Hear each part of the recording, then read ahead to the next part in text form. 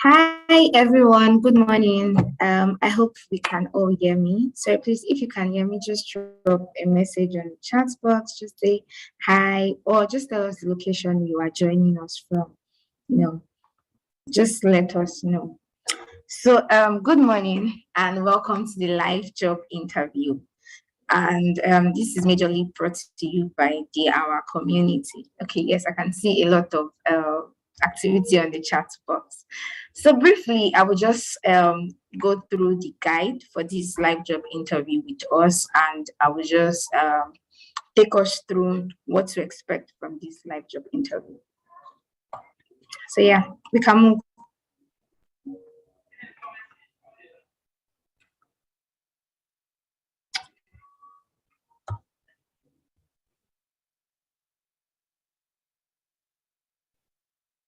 Okay, yes, we can move. We can move. Yeah.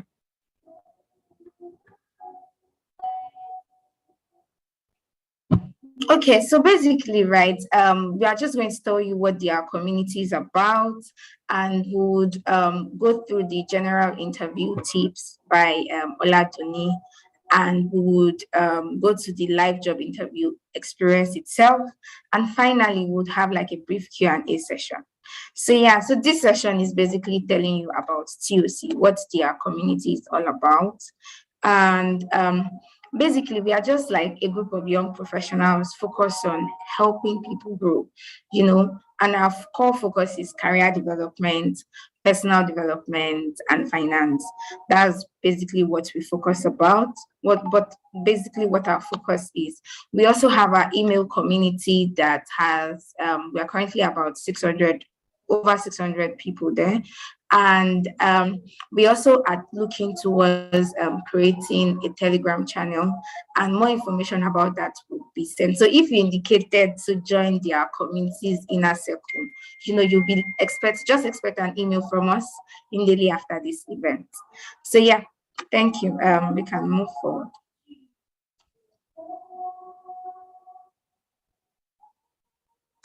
So yeah, we'll just go straight to the general interview tips by Oladunni. So I'll be introducing Oladunni.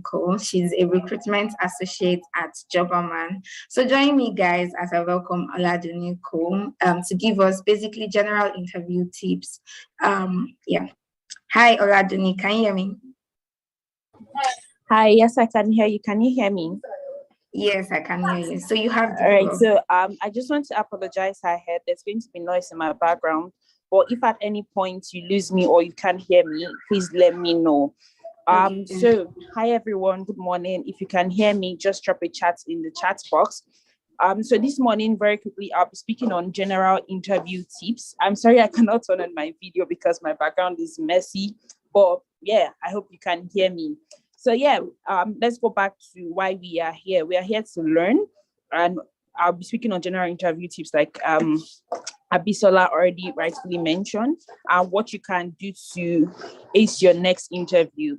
So what are interviews? Interviews are basically a process where a hiring manager, either the direct line manager or a recruitment agency, reaches out to you and wants to speak to you with respect to an available vacancy that's available in their company, right? And how can you ace this interview? So there are different ways to ace an interview. It all depends on the company you're looking to get hired into.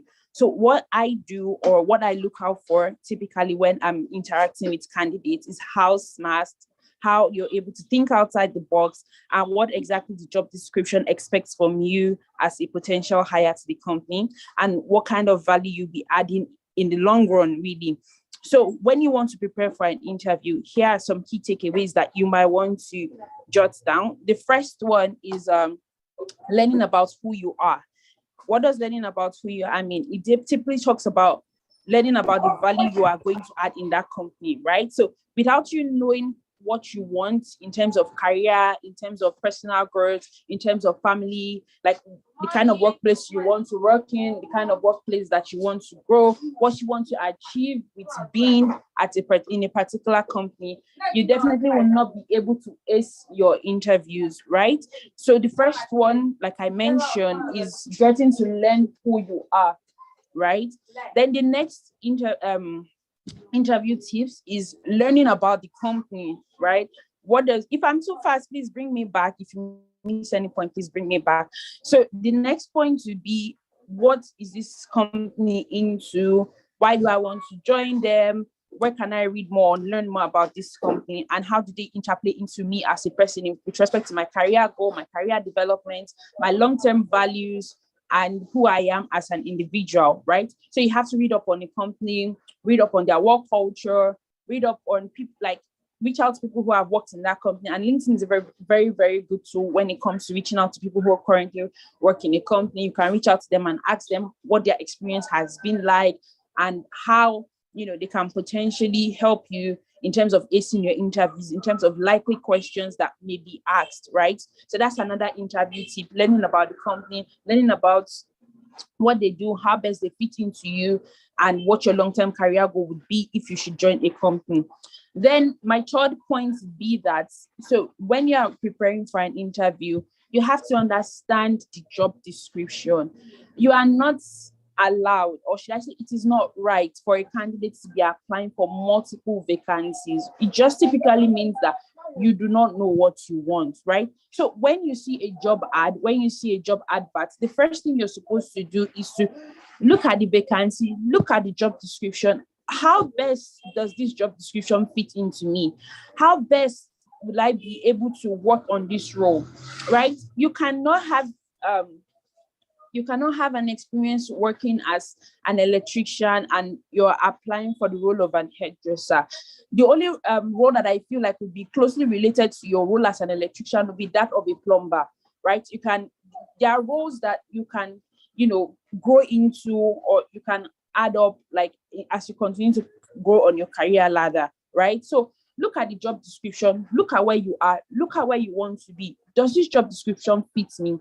If yes, if the job description fits you, then you start to read up on the prerequisites, the requirements, what's most important about the job description with respect to your responsibilities. Okay, I'm going to be a HR executive, for example. I know what's going to be expected of me as a requirement is learning and development, talent acquisition and recruitment, onboarding of staffs. So read up on those things and ask yourself which of this is my strength and which of this is my weakness. So once you're able to discover your strength, you're able to discover your weakness, it helps you ace your interview better, because you know to work harder on some certain requirements and to pay less attention on some. But then again, everything on the job description is as important as any other role. Then another point for acing job interviews is for you to come prepared. Many a times, candidates are fond of doing last minute preparation, right? I have an interview. They've sent me an interview schedule. My interview is for 10 a.m.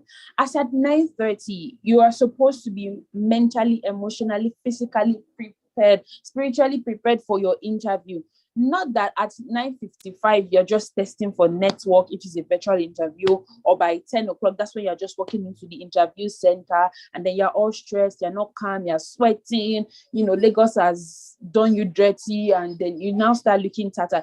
It just shows to the potential employer that you are not organized, which can serve as a red flag, right? So you're just telling your potential employer that I will not be organized with whatever responsibility you're giving to me. So in one of the tips I'll be dropping, come prepared, understand the role, understand who you are, and understand whatever value this company is going to be adding to you. How do these things align to you in terms of your career, personal growth in the long term? Okay, so I think I have a message in the chat box.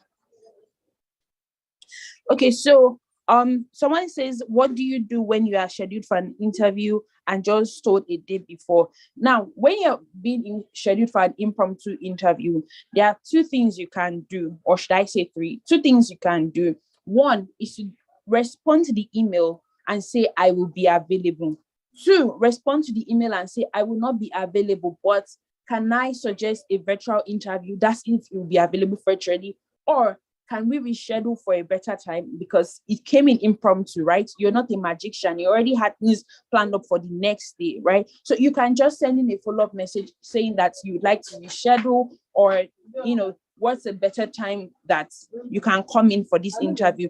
Do not ghost the recruiter, do not ghost the hiring manager. It says a lot about you, it says a lot about your professionalism, it says a lot about your personality as well. So I hope that answers your question. Now, I think I've mentioned 5 or 4 tips. Can anyone tell me how many I've mentioned so far? That's if you're following. Then another interview general tip I would like to mention is okay, so I've mentioned 4 tips so far. So I'm going to the 5th one, and I think this should be my final one so I can take more questions. So the 5th general interview tip that you want to have when you're preparing for an interview is to be articulate. I don't know if you understand what I'm saying. Many times when recruiters, if you look at the job description, you can potentially understand the kind of questions you're going to ask at an interview, right? If you look at the job description, job requirements, and the role, you can potentially know what is going to be asked of you. You might not know everything, but you would have a brief idea of what you're going to be potentially asked. So it is always good to be articulate in your response, right? And if the word doesn't come to play at that time, find a way to bring up something closely related. For example, you're being asked, why did you leave your previous place of work? That might come in as a shocker at times to candidates, right? Because most people don't want to sell their employer as bad, right? So what you can do is to find a way to dissolve that question such that you're not downplaying your current employer or your previous employer, and you're selling yourself as smart as well. So you can say things like, oh, my previous workplace was a very fantastic place, but when I joined, or as my career has been growing, I believe it's time for other opportunities, and I would like to make a move at this time. No personal reasons, no bad remarks, but I just think it's time for a career change, right? So learn to answer questions articulately, learn to answer questions like you are smart. Like, I don't, personally as a recruiter, I don't like when I ask candidates questions and they are not able to find up a solution. It's not compulsory that all questions must be answered the same way, but it's compulsory for you to be able to think outside the box, to think on your feet, because most employers, they want people who can hit the ground running. So if you're not smart, if you're not a solutionist, how do you want to hit the ground running? Because if you're looking for a new career challenge, it typically means that a lot of challenges are going to come on the job. So how are you able to think outside the box immediately, right? So that's my 5th interview tip. Be articulate, know how to gather your words. A lot of times candidates do not know how to gather their words, maybe because they are shocked or they are, fidgeting, or they didn't expect that question. But you have to be smart. You have to know how to think outside the box. It is very, very important for your interview process. So at this point, I don't know if there are any questions for me, or if anyone wants to take me back to any of my points that they want me to elaborate on.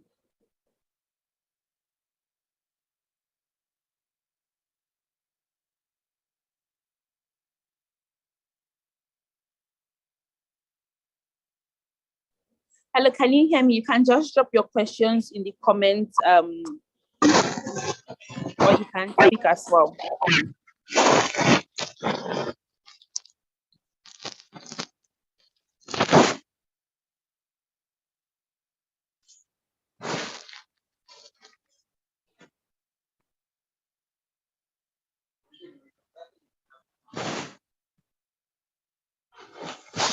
Okay, so I have in the chat box, someone is asking that what if they don't share the job description? So most times, any company that is doing a direct hiring would always share you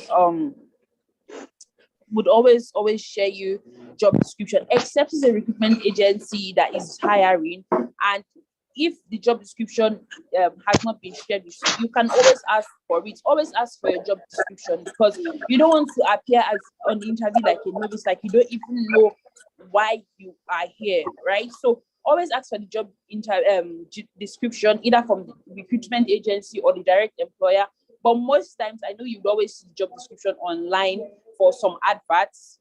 But in a case whereby there are no job descriptions, just ask. You have to ask, because you have to know what type of interview you're looking at, yeah, what you're being questioned for, really. So sorry, can anyone just, if anyone was taking this, can you please just help me list out the 5 tips that I mentioned, so those who are joining can also, share in the points I already gave in previously. I don't want to go back to that because of time. So, okay, so I work in a recruitment agency. Somebody is asking, what if they ask for salary expectation? See, let me tell you something.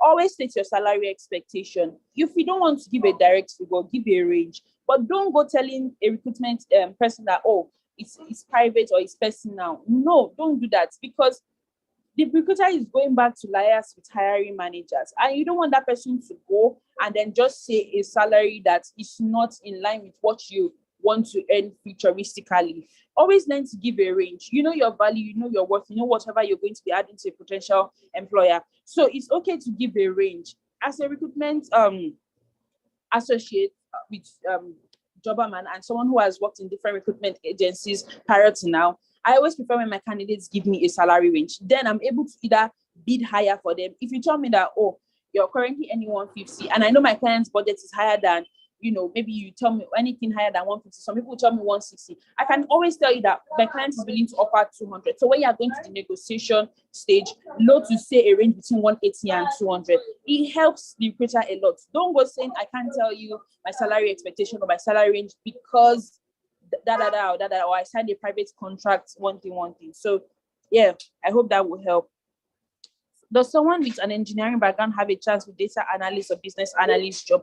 Yes, you stand a chance. You actually stand, if you're good with your mathematics and you're good with your statistics, then why not? Because at the end of the day, if you are good, if you have the experience, you can always apply for internships. You can always reach out to potential employers on the internet, like LinkedIn, or if you see roles that are similar, you can always apply, right? So you don't have to limit yourself to your background, your educational background. There are a lot of opportunities out there. So yes. So somebody is saying, what if you're asked of your previous salary? I already said you can give a range, so I guess that answers the questions. Then what if your educational background does not fit in the qualification, but you're sure you can do the work? So if your educational background doesn't fit into a particular role, but your experience fits into it, you can apply. But if you have no hands-on experience, I do not always encourage candidates to apply.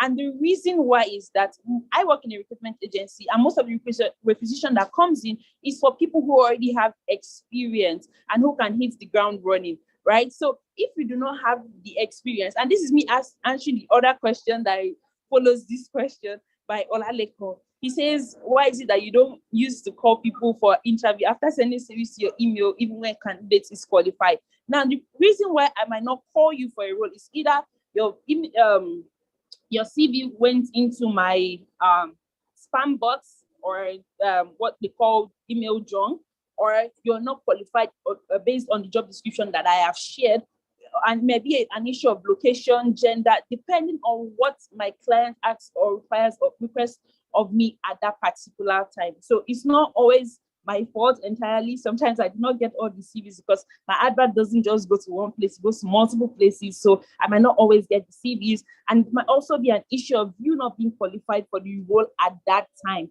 But it doesn't mean you should give up. You can always still try, or reach out to me directly on LinkedIn and share what exactly you are trying to apply for. I don't get to see all CVs, and that's the honest truth. So for a candidate who is a graduate of finance and has been working in another sector like a business for some time, if he wants to apply for a position for a finance role, what's the best way to sell him else? So tailor your CV towards the role that you are applying for, right? You have been in the business sector and now you want to do finance. So tailor your CV in a way that it speaks more about finance than it speaks about business. So everything you have applied in terms of skills, knowledge as a business owner or a business analyst, switch it to finance, because I believe there are some things that can play interchangeably for both professions. Yes. So someone says, I have a question. When I'm asked what salary I'm expecting, can I ask for a recruiter to tell me the company's budget for the role? Yes, you can ask for the budget of the role. Sometimes in some adverts, the budget is already listed. Most times candidates just skip it. You can always ask for the budget of the role, and you can, and the recruiter can give you a range. You can always ask. It's your right to ask, really. So someone says, how best does one answer the question, why did you leave your workplace? When the reason for leaving is a layoff as a result of poor performance as stated by the organization, so that new competencies one can do better in a new career path. This is a tough one. So most times you just have to find a way to sell your strength and leave out the weaknesses. And as much as I want you to be honest, but I don't want you to downplay yourself. So you have to find a way to elaborate more on your strength and leave out your weaknesses, right? I mean, we've all failed at some point. It's not cast in stone when it comes to this career and workplace, advancement, but you just have to find a way to downplay your weakness and sell your strengths. What do you say when you have no experience and you're trying to change career path and you are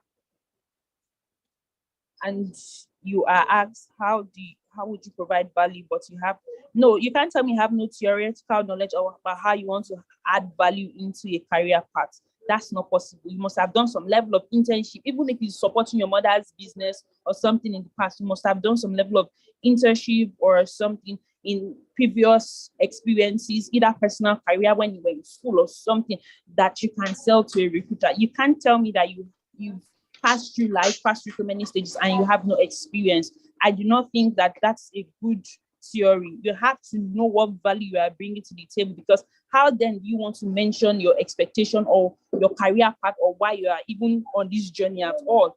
So someone says, how to answer, why should we hire you as a fresh graduate?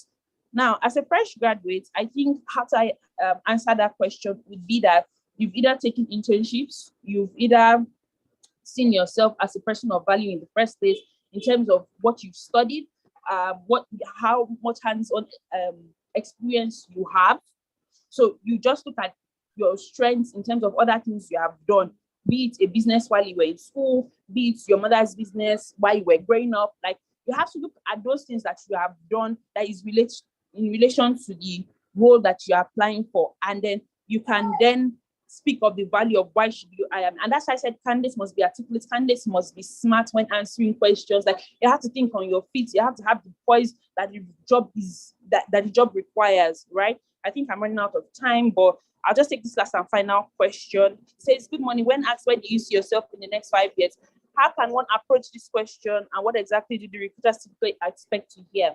To be honest, nobody saw COVID coming, so it's not a cast in stone on where do you see yourself in the next 5 years, but you can just relate it to your career path, to be honest. Like, where do you see yourself in the next 5 years? Where does Oladunni see herself in the next 5 years? In the next 5 years, probably in a better work place, maybe with masters, married, and you can just relate to both personal, career, and finance. The person just typically wants to hear your career path to be able to see how best you fit into that role, and that's what the recruiter is trying to get for you at this point.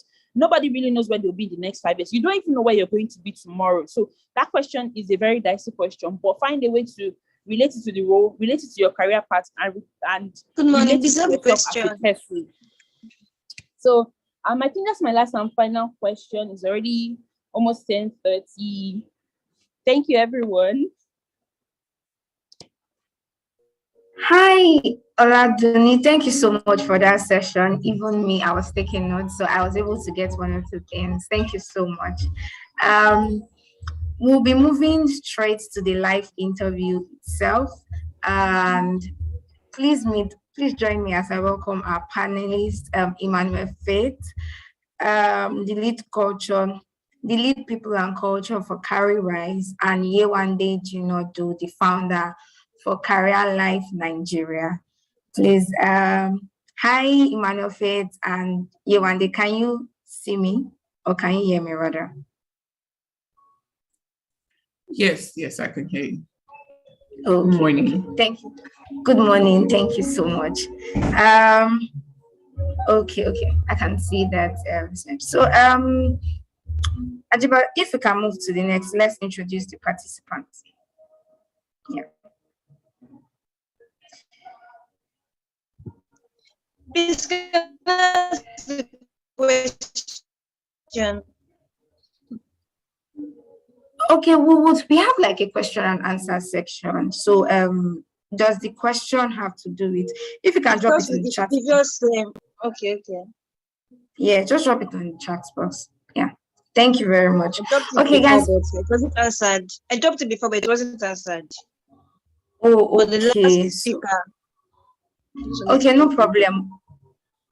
No problem. We'll go through it after this session. So please meet our participants, Chinonso Uwankwo and Ashkat Palod. So I'll be handing over to Emmanuel, Faith, and Yewande to take over the live job interview.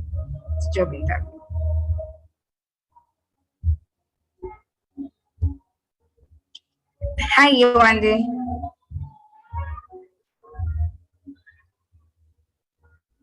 Hi. Good morning. Good morning. Okay. Chinonso and Ashkat, if you can just switch on your video so that we can put the spotlight so we can meet.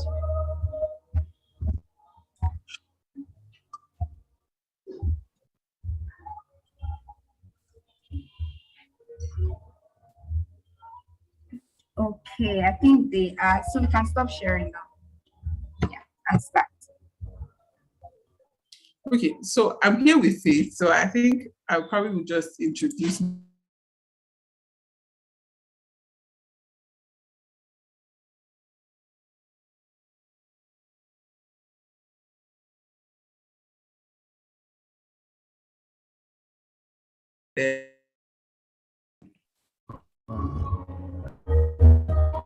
Hi, Yewande, we can't hear you. I don't know. I think your network is bad. Yeah. Hi, everyone. Can you hear me? I'm going through your profile right now. So, and I'll have your interviewer for today. I'm an HR, but I found myself, okay, so just give Ashkar also. Faith, please introduce yourself also before the interviewer starts. Okay, yeah, so hi, everyone. Sorry I joined slightly late. My name is Emmanuel Faith. I am kind of delighted, not super delighted, because I'm very honest. You're creeping into my Saturday schedule, but it's fine. I met a bit of the last speaker, and I think that she probably touched on a couple things that will be helpful for you in the next few minutes. I also think that either you are participating in interview or not, I think this is good for you because you would be able to note some things that you could do right, that the interviewees could have done better, and then, just pick a couple of lessons. So either you are the one being interviewed or not, I think that you should pay attention to the nuances of the conversation. I think it is very good for you. To the organizers, I don't know, I was going to ask,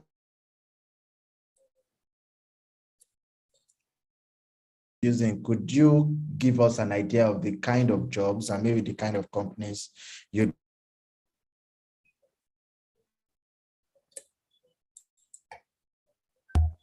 Sorry, I didn't get the question. Hi. I didn't get the question. I didn't get what you just said.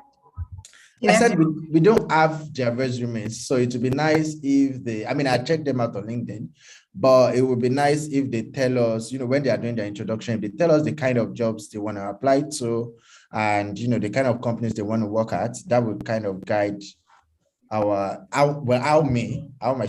would structure the kind of questions I'd ask them. Okay, that's fine. I think we also attached their resume to the mail. So I think it was there. Yeah, so the resume was there. However, I think when they're answering the question, they can also chip that in while introducing themselves and can get to know them. Okay, awesome. Then one day I was saying that I follow your post and I enjoy reading them. Well done. I'm not sure she can hear me. Thank you. I'll say it later. I can hear you. I'm also your fan. Thank you. Okay. So we are good then, right? Okay. So I'm actually looking at, to check the email and I saw that it was there as well. So, but I think if I'm correct, I'm from Chinoso's CV is probably an entry-level finance role, right? So.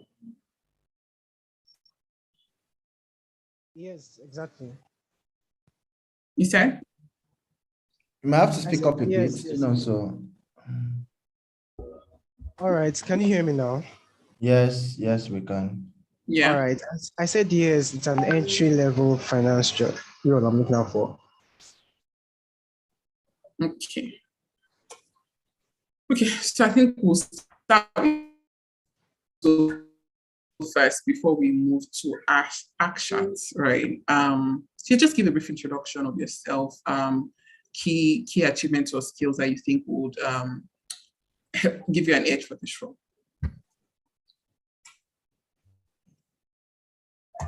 Can you take that again? So tell us something exciting about you. Yeah. All right, my name is Chino Sonwanko. A recent graduate of accounting from the Federal University of Technology, Akure. A finance enthusiast, and I'm quite passionate about volunteering, especially with organizations that have solving societal problems at the very core of their existence. I think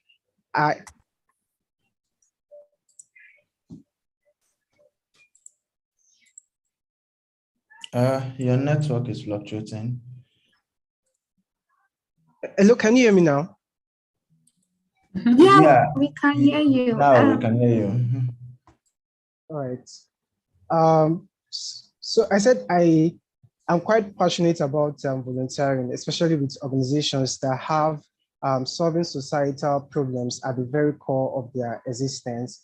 If I'm not reading, I think I enjoy taking videos of myself talking about issues that affect us as human beings. And yeah.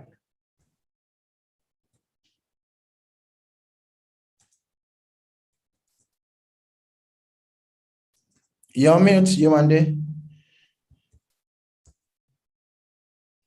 Sorry. Yeah. Okay. Fine. I think the first question I probably would want to ask you, what informed your decision to move into the finance space? And if I had a graduate training job in various departments, like which one would you pick and why? All right. Thank you.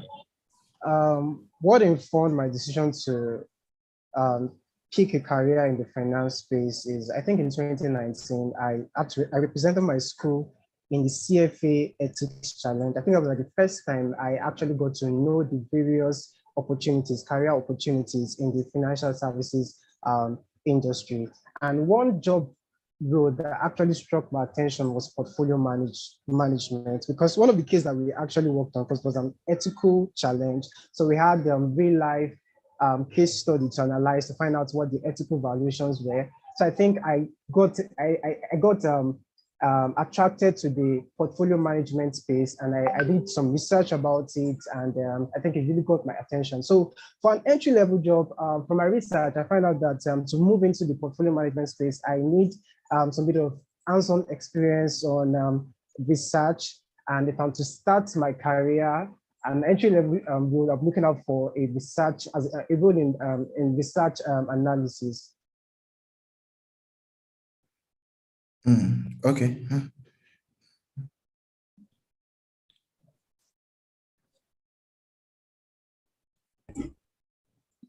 Okay, so for someone who wants to build a career in research and analysis, what are the top 5 skills you think you need to have in that space, both technical and soft skill wise? All right, thank you. So the top skills that I think someone that wants to go into the research space, they are one of them is attention to detail. Such person must be able to pay close attention to details. The person also needs to be curious, because when you talk about research, you're asking questions, you're finding out why is this the case, and then what led to this particular change what led to a change from a particular variable to another. technical skill you need for research. For example, if you're an equity researcher, you're looking at financial modeling skills, and you must have knowledge of how to, like, above average knowledge of Excel, as well as PowerPoint skills. Okay, Phil, any question? Oh, interesting. So let's just pick it up from the last thing you said. So you said that as a research analyst, you must have above average, knowledge in Excel. So how good are you with Excel? Over 10, you can rank yourself. I'll say a 6/10. Okay, that's modest. Can you do some if analysis? What if analysis? Yes, I can do some if analysis, but what if? I think I'm just saying it for the first time. Okay. Can you use your pivot tables very well? Theta, sorts, etc. I just started learning pivot tables. I think I just started learning pivot tables to analyze and structure data. Okay, interesting. So I'm going to ask you a very, unexpected question. I went through your CV. It's fascinating, by the way. For someone who struggled to finish with a good grade, it's fascinating to see that you have not just a first class, but an outstanding first class. Well done. I'm quite concerned as an HR professional. If I want to pick you ahead of an entry-level person, you have excellent, leadership and volunteer experiences, but you do not have a work experience. So why should I pick you ahead of someone who has, reputable work experience?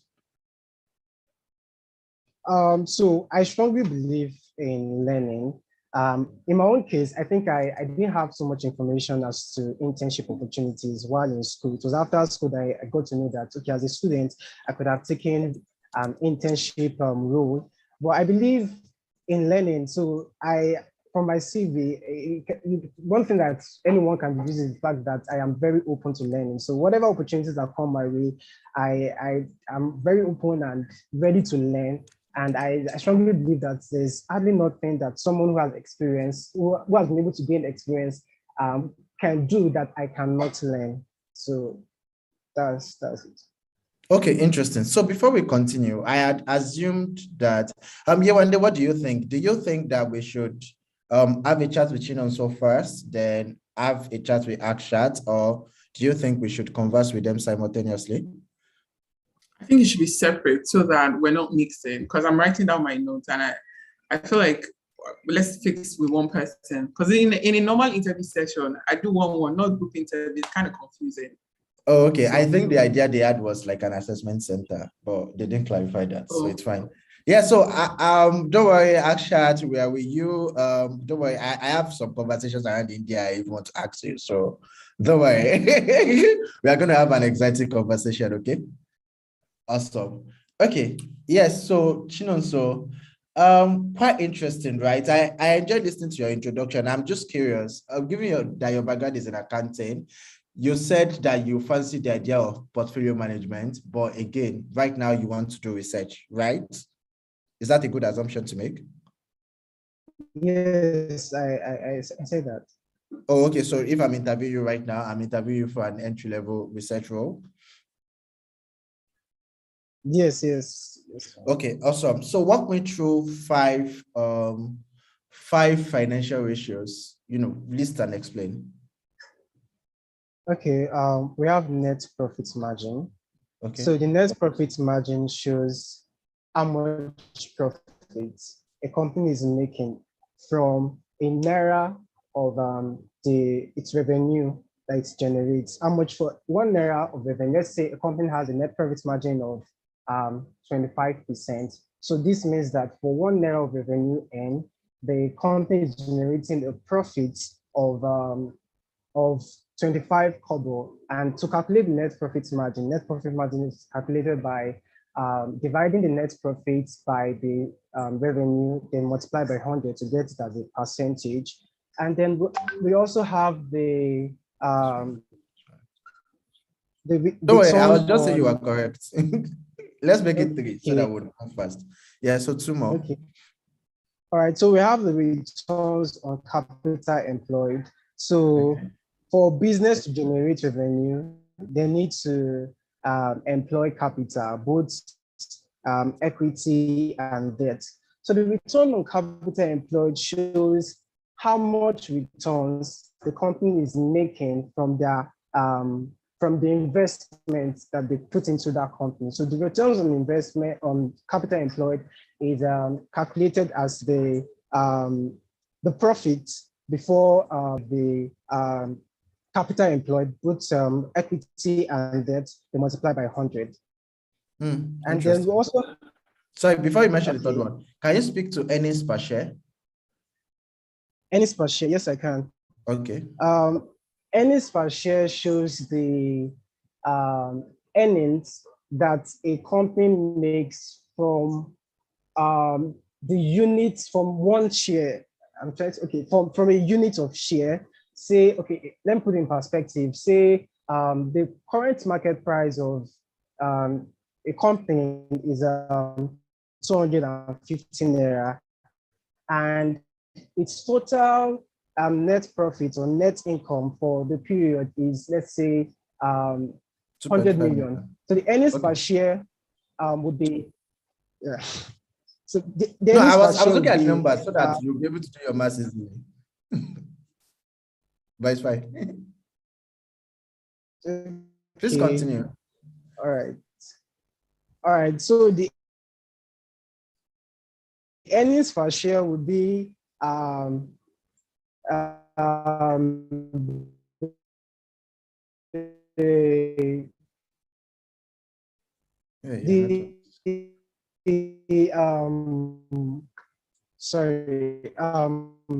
net income divided by the total number of shares outstanding. Can you hear me now? Yeah, I can hear you. Can you hear me now? Yes. Yes, I can hear you, Chinonso. All right. I don't know where I was. Okay. So I said the earning per shares is the net income divided by the total number of shares outstanding. So to get the value, I can't remember the exact values I use now because it's fine. So, okay, no, I'm not supposed to tell you, but you took a long way to explain it. There's a very simple and straightforward way, but that's fine. So before I hand you over to you one day for more behavioral questions, probably, I want you to walk us through your most exciting experience so far, in the finance space, and how that experience ties into this role that you are seeking for. So assume that you are seeking for a research analyst at AfroInvest or Meristem, or Stanbic IBTC. Tell us about maybe the most exciting project you worked on, most exciting competition, whatever it is exciting to you, and how that experience has shaped you for this, entry-level research analyst role. Okay, I believe that the most exciting experience for me is working on the CFA research challenge, where I had the opportunity to work alongside a few other students on researching CEPLAT. So that experience for me was challenging, and I got to learn a lot, like things that, okay, fine, in school we thought like the basic things, like the surface area, but then during this research, I had to do a serious research into this company and getting to find out facts about a particular company and knowing how things are being done and the things that investors actually look out for before they eventually put in their money or before they eventually invest in a company. So I think that's like a major exciting project for me, learning new skills, both soft skills and technical skills. Soft skills in the sense that learning how to work with people, because considering the fact that we're not working physically, we're in different parts of the country and then working virtually. So learning a lot about interpersonal relationship, and for technical skills, I learned financial modeling, and that was really exciting for me. Okay, so you think that all those skills you have picked up will be very important to this new role you're applying for? Certainly, I think so. Okay, awesome. Yewande, over to you. Okay, so you're working with a team of 4. Let me imagine while you're the team lead at CFA Research Challenge. And so I just want to paint like the 4 types of people you're working with. Let's just assume, right? So one person you're working with is student like you, very smart, but also very lazy, really doesn't care about pulling his or her weight, but likes to take credit. And your work, the second person is very opinionated in a very obnoxious way. You know, the kind of, I know what I'm saying is just pure trash. And person really doesn't want to listen to other people's ideas, just want to force everything down your throat. The third person is very nice person, smart, pulls his or her weight, and you're the fourth person and also the team leader. But you need to finish that project and you need to show, because at the end, it's you that it's you that would suffer it or enjoy it or take the glory. How would you manage such people? All right, if I get the categories of people clearly, the first person is someone who's not as smart as I am and is very opinionated and one who is smart but lazy. Okay, smart, lazy. Okay, and this one, smart, opinionated, and doesn't listen. Okay. And the third person is smart and cooperative.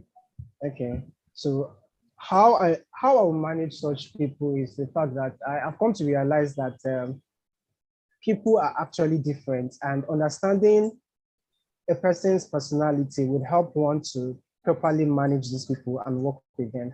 So I would sometimes, like using a real life experience for myself, I think sometimes I get frustrated and I just want to call somebody and speak to somebody. Okay, this is what I'm experiencing at the time. And then sometimes I believe when I talk out my mind, not necessarily in the presence of these persons, I get this kind of relief, and then I'll go back and talk to these people. Okay, this is what is ahead of us. This is the challenge we have in front of us. This is how we can all work together as a team. So basically what I would do is just to do more communication and make them see why they need to put in the work required for this. I think I'll work more with the person that is very cooperative and smart as I am, because I believe it's not compulsory that everybody has to put in, like, if I'm banking on somebody that is not willing to put in the 100%, why not work with the other person that is very much available and is ready to put in the 100% into this work? So I think I'll work more with the person that is very cooperative. Why the other person, I'll obviously carry them along, talk to them whenever I can, and see how we can progress with our research. So how will you deal with conflicts with that person that is very opinionated and very, I won't say loud, you know, those kind of people that they feel like they can use their power to like sit over you and all of that? How would you deal with such a person? Just as I said, I believe in communication. So once, regardless of how the person is, if the person is so loud and does not want to be subjected to any authority whatsoever, I'll do the little I can do in communicating with this person.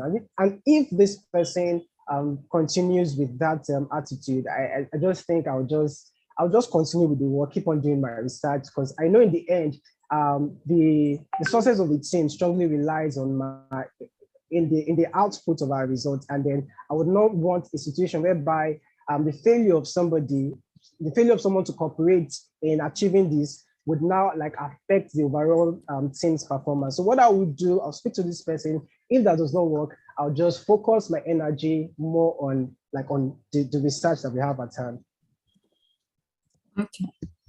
Don't have any other questions, so we can move to actions. Thank you. Oh, okay. Before we move on, do you have any question for us, Chinonso? Yes, I do. But okay. I think the questions are more like specific to, like, let's say, a company or something. Yes, so I assume that we work with ARM.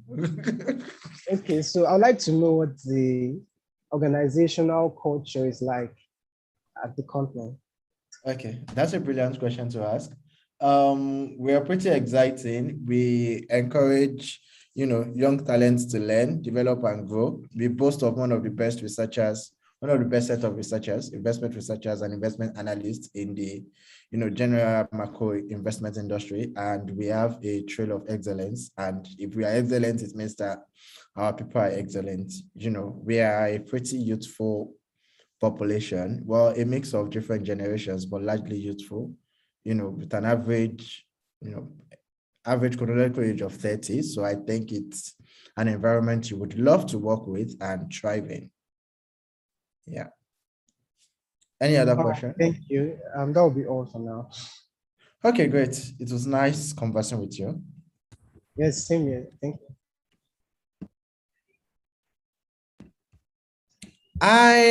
Can you teach us how to pronounce your name? Yeah, it is Akshat. Akshat. Okay. Akshat. Akshat. Yeah, I was looking at where the syllable would rest. So I have a couple Indian friends, and I know that syllable is a big deal to you guys. How are you today? I am doing great. I think it will be around 4 p.m., right? Yeah, it is around 3:25 p.m. Okay. I'm almost correct. Okay, so tell us something exciting about you. Yeah, so I am preparing for my exams, which is due next week. And at the same time, I am looking for some jobs and got connected with TOC, which provides me this opportunity to come here and have a live interview session with you all.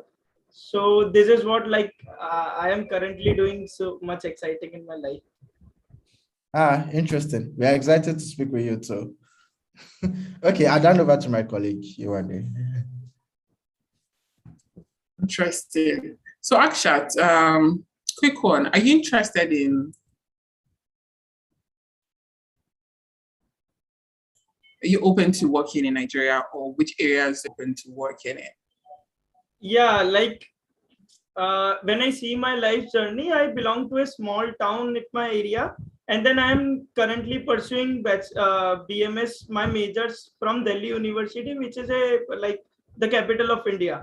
So coming from a small place to a capital city, and then moving forward abroad, maybe to Nigeria or some other country, would be an excellent life journey I would look for. Network broke at a point, so I didn't really hear what you said. It's kind of pause. Maybe it's from my end. Yeah. Okay, can I repeat? Yeah, please do that. I heard you, but for you one day, let's just. Yeah, I am born and brought up in a small town at my place, and then I am currently pursuing my bachelor's at the capital city of India, which is Delhi. So moving from a town to moving from a village to the capital city of India, and then here at this period, I am if I get an opportunity to work abroad, that would provide an excellent life journey to the graph of my life. So this is I see as a very great opportunity. Interesting. I think Yewande has network challenges.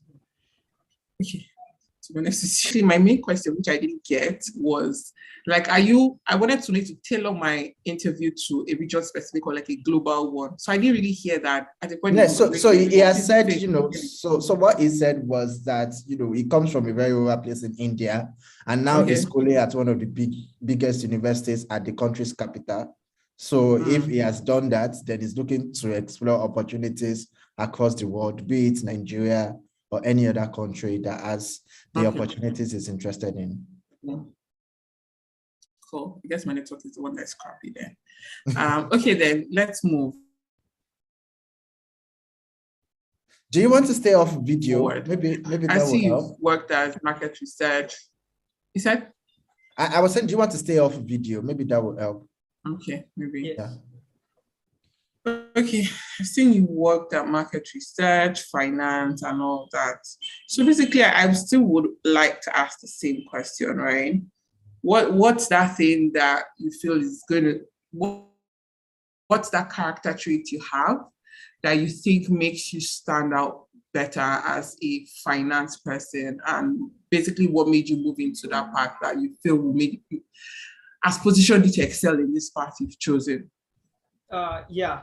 So I basically think I am a more of a dynamic person, like which do not likes to take so much stress in whatever situation I am given, and like to prepare my checklist of tasks, get my homework done, and look forward step by step to complete it effectively and efficiently. And this is what I feel stands me out of my competition. So like when you see my internship experience, I have done quite full of internships in in a diversity of roles that are like market research, even finance, so many finance internships, and then it includes parts of marketing as well as operations.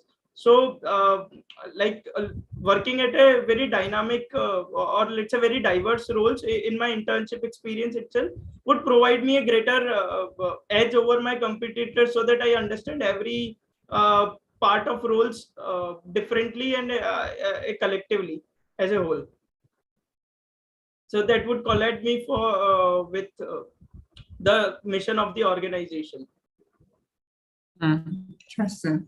Okay, so if your friends were to use 3 words to describe you, not you describing yourself, like your most closest friends, what do you think they would use to describe you? I believe a dedicated person looking for explore more, looking forward to explore more opportunities, and in the bottom end, I like helping people.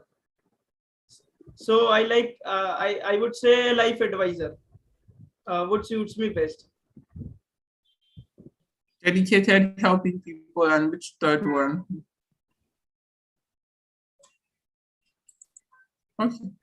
Okay, so let's talk about the experience at Enalto or Enalito as a market research intern. You served as a summit coordinator and brought 20 USA-based entrepreneurs as speakers, formulated 3 business plans, and did industry analysis and presented their pitch to the top management of the company. So I think you did that in a period of 4 to 5 months, and I think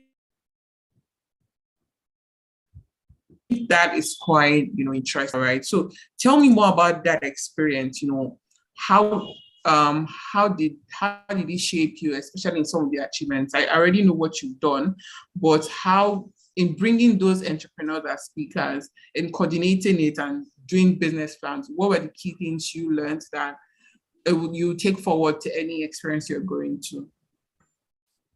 So as I was hired for 2 months, but then for a core market research profile, analyzing the industries, basically in toy renting, customized gifting, and ethnics products export, which ethnics products from India exclusively to different nations, maybe to Europe or USA or even African countries.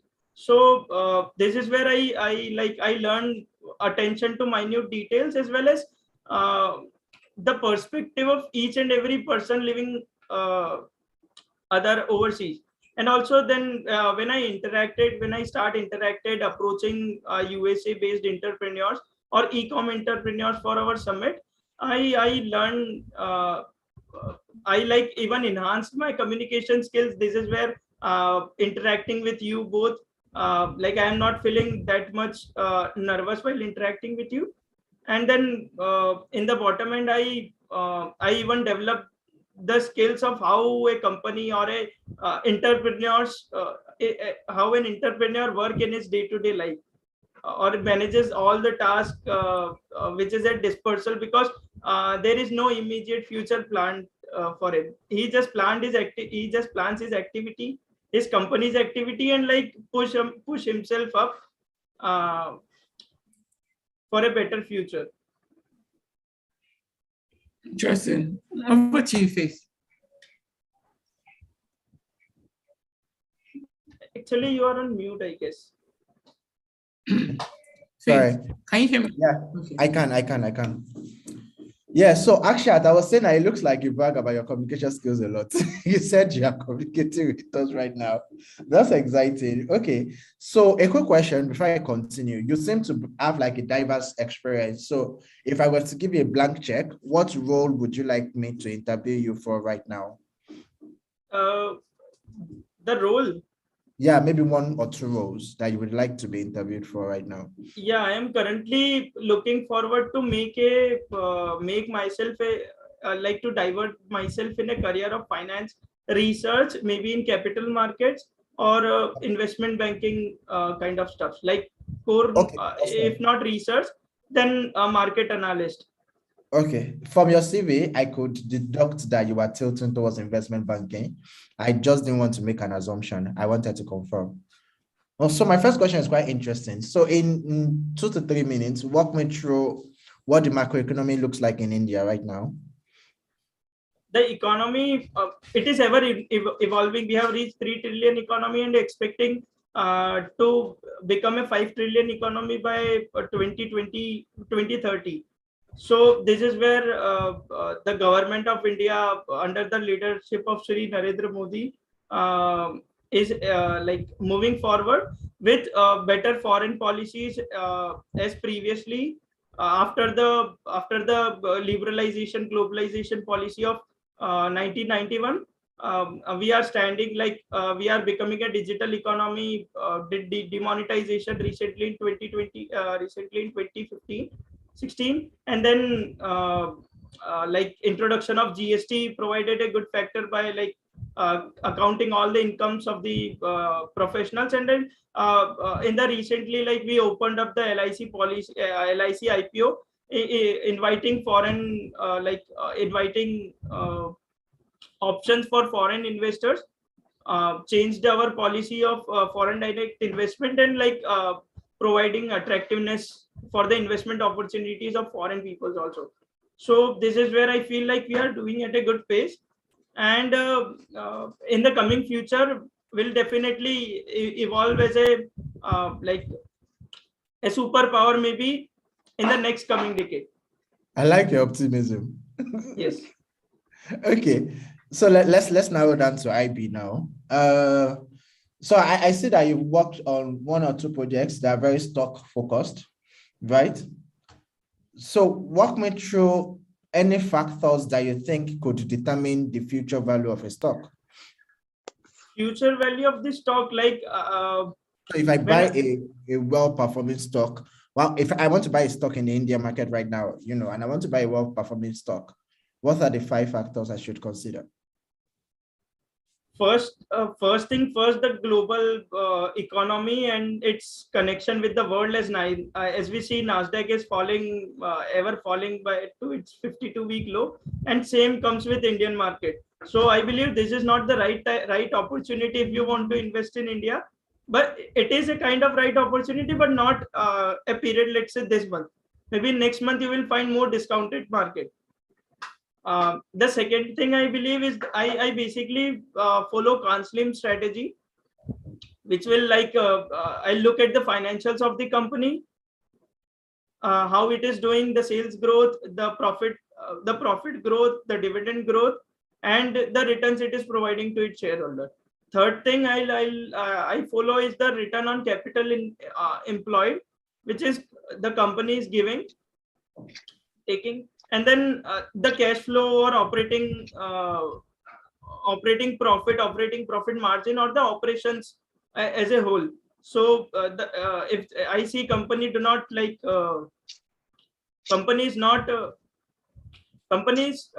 in a cash crunch, or maybe say have a wrong understanding about its cash flow or the future cash flow.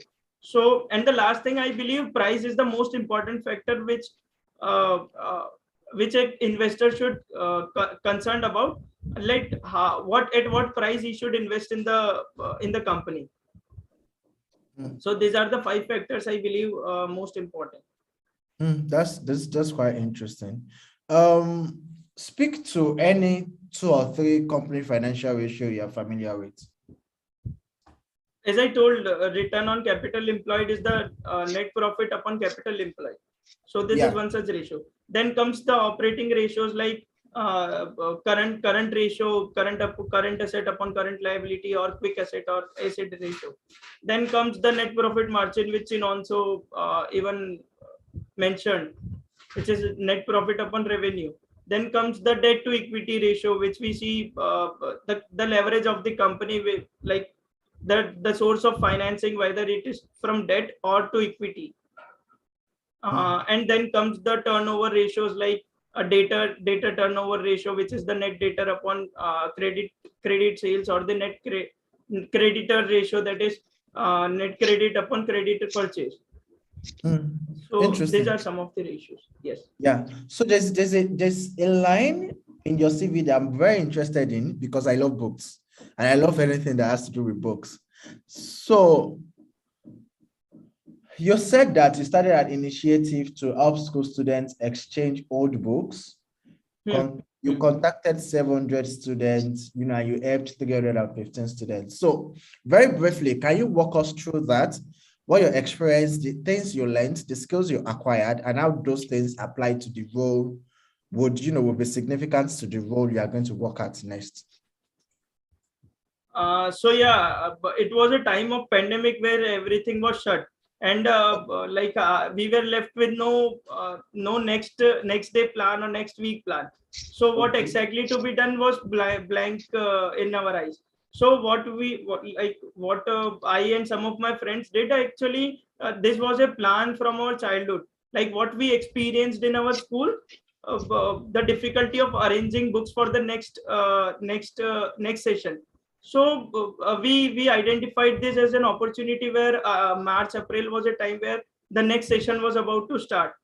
And then we brainstormed on our plan, coordinated with local administration, senior citizens, how we are developing plans, even contacted media persons, like how you can help us to leverage the advertisement, as we are doing it for social service. And I believe I am a more of a social person who likes helping people, as I said in my introduction. So this gave me a push to the initiative, where we like formulated a plan with each and every step, so that we can like collect books from the school student, and then deliver or donate it to the persons who are needy. Sounds exciting. Okay. Yewande, do you have any question? Yes, I just want to ask something outside the standard interview question, right? For you, what matters most to you as an individual? If I were to ask you, like, what's your personal, I want to use a cliche like core values, but I would say what matters most to you as an individual and also as an employee somewhere. The first thing I like being associated with any company, let's say, or a individual or a person who I'm connected with, is the value I am providing to the person, to the company, and then the value or the opportunities which I'm getting in reverse. So this is the thing I always look for in any connection I make, as the same provides with the TOC community, where it is providing me a platform to even enhance my skill and exposure of international giving international interview. And then at the same time, I am even developing my skills for that. So this is the thing I like make. And bottom line is I help. As I said, I like helping people. So till the time I am helping someone, or I am like providing value to the work I am in, I definitely stay connected. Interesting. That's all from me. Do you have any question for us?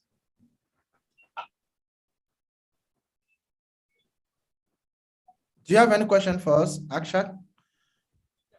You basically are from Nigeria. Like, I'm not exactly know about the community and the motive behind this. So this was one such like the curiosity I'm asking.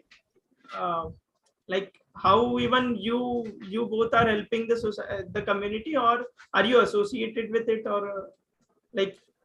Oh, okay. I think that the host would answer that. We are just guests like you. But I mean, just from what they do, I mean, you like helping people. So I assume the organizers also like helping people. So this is a community of, individuals, entry levels.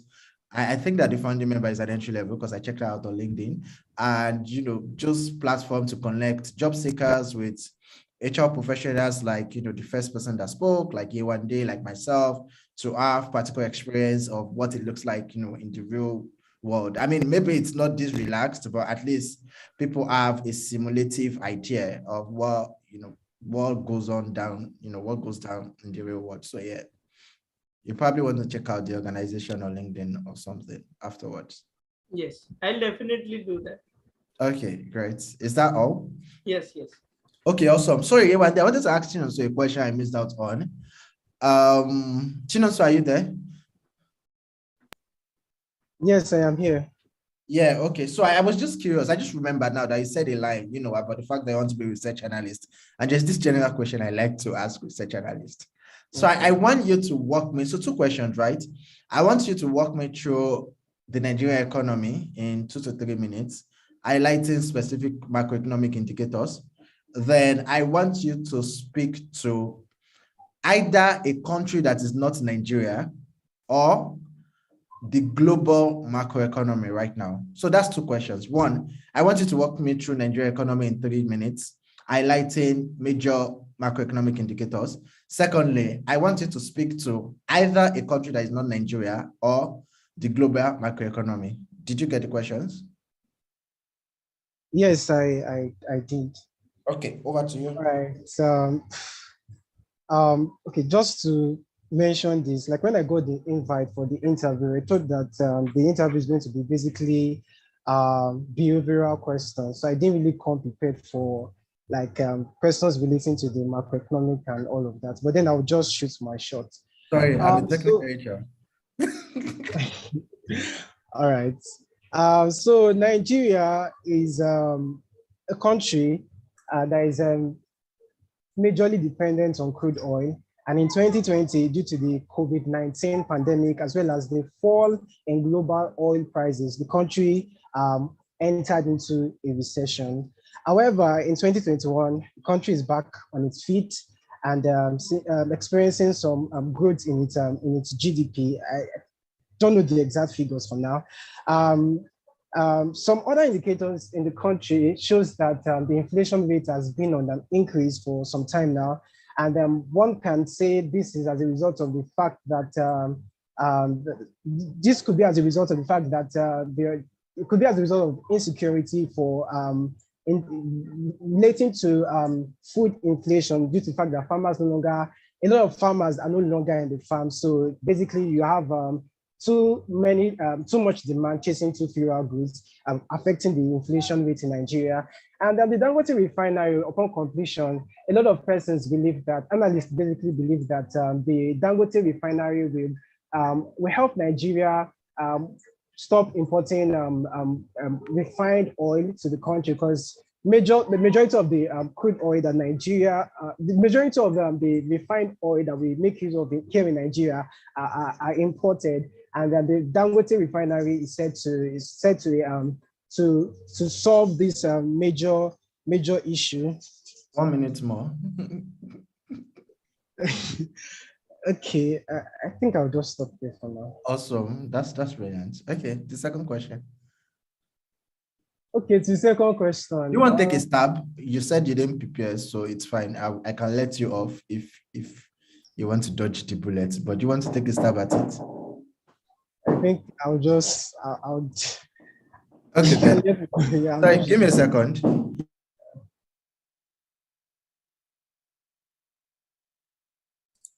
Okay. I think Emmanuel needed to pick something.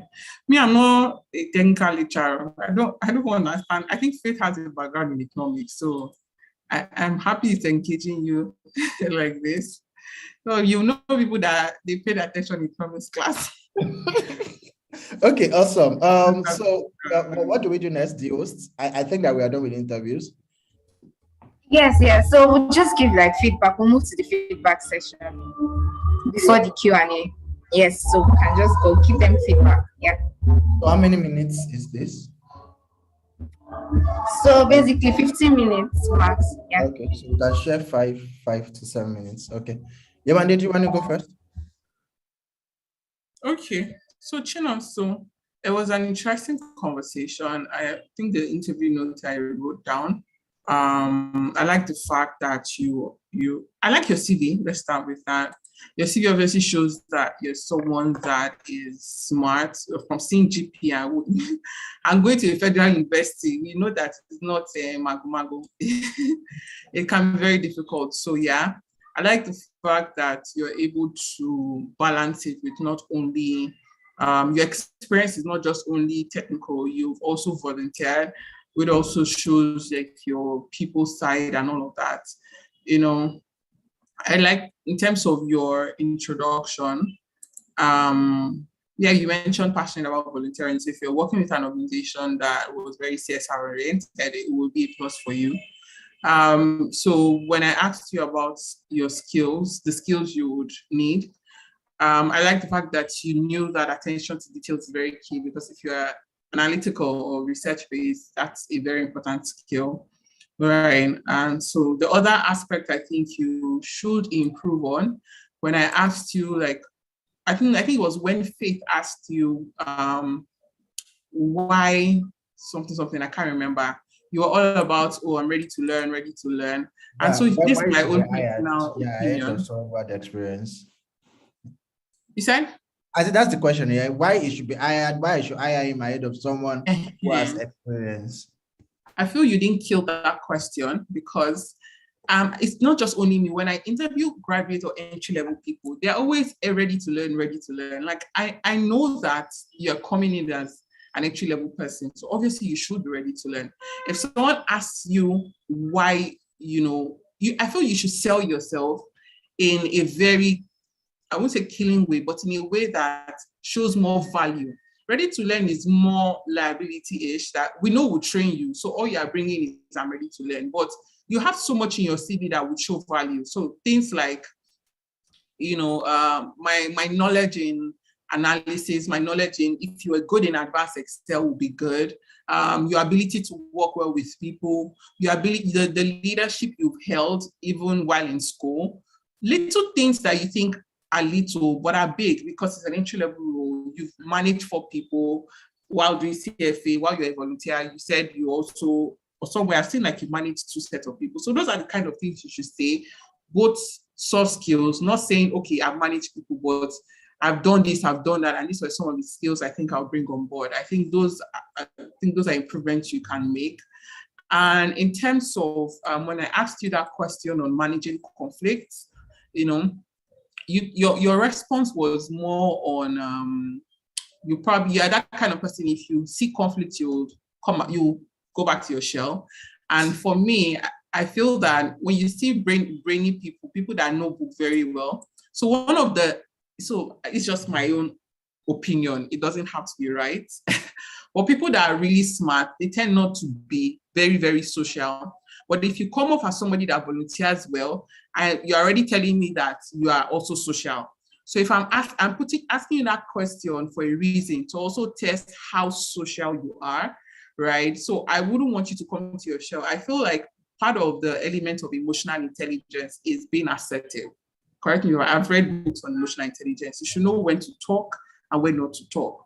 So if you are faced with conflict with someone that is very opinionated and all of that, I would have expected a response of, I would have a sit down with this person as politely as possible. Because as a leader, if someone is, you can't just avoid the person and do your own and say, I'm smart enough to cover up for that person's work. You should be able to call the person out in a polite way, not in public, like you're dragging the person on Twitter or something. But let the person know how his or her attitude is affecting the work. Probably hear the reason why this person is behaving this way. Because you don't know if the person has family problem and just transferring aggression at you.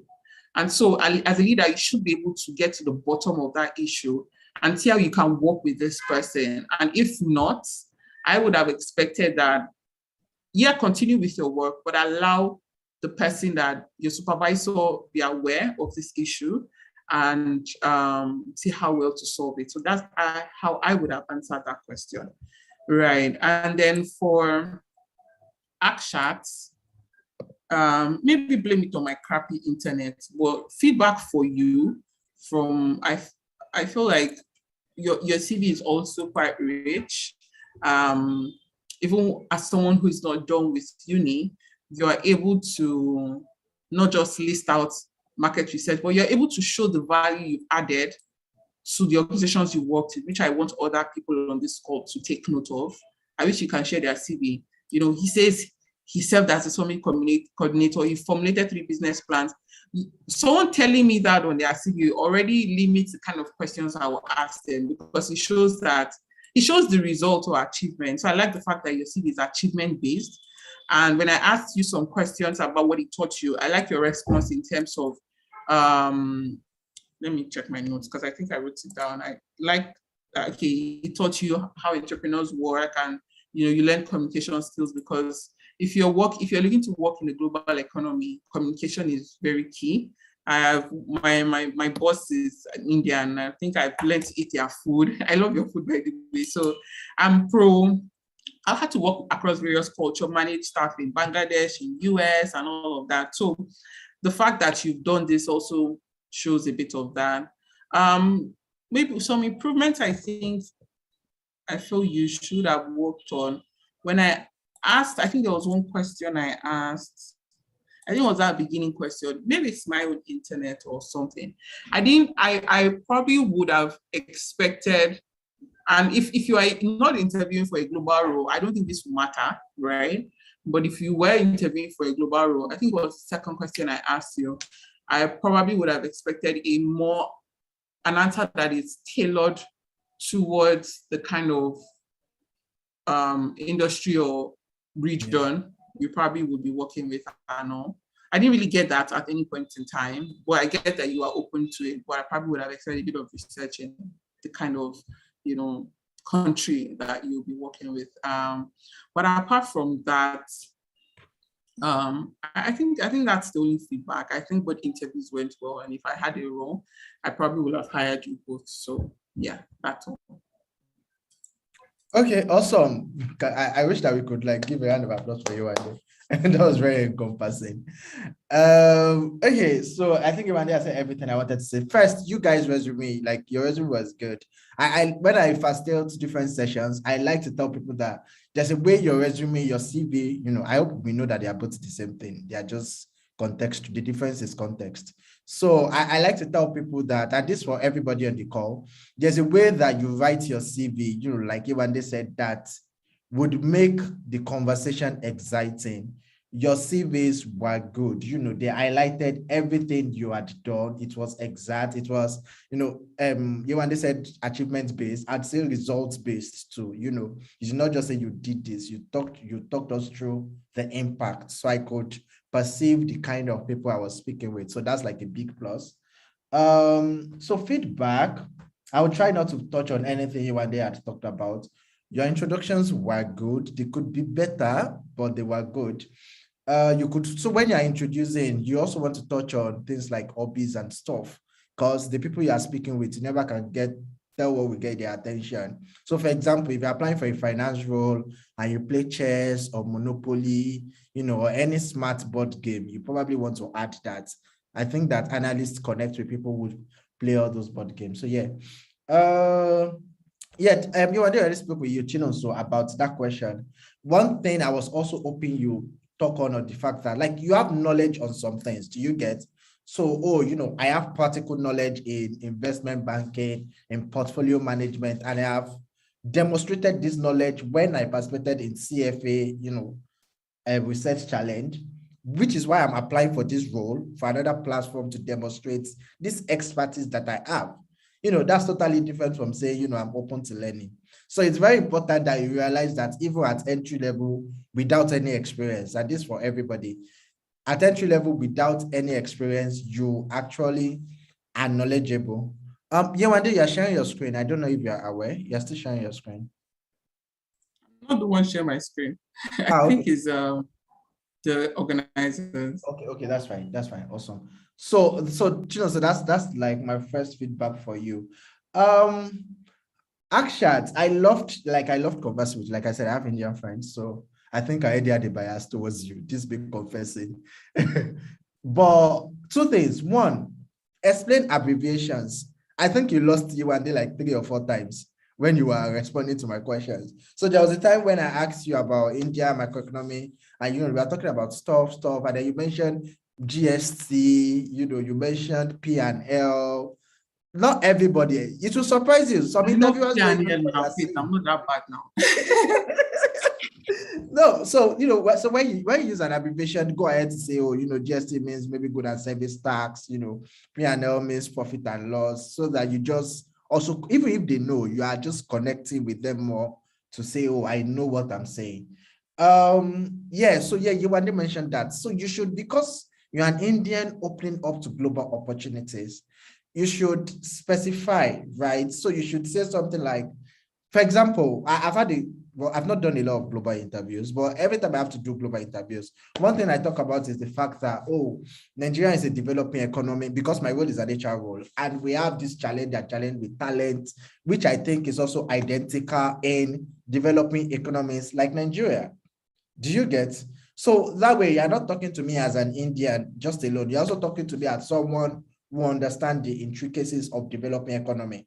So that means that you can work in Nigeria, you can work in South Africa, you can work in Latin America, because as far as economy is concerned, these guys are identical. Do you get?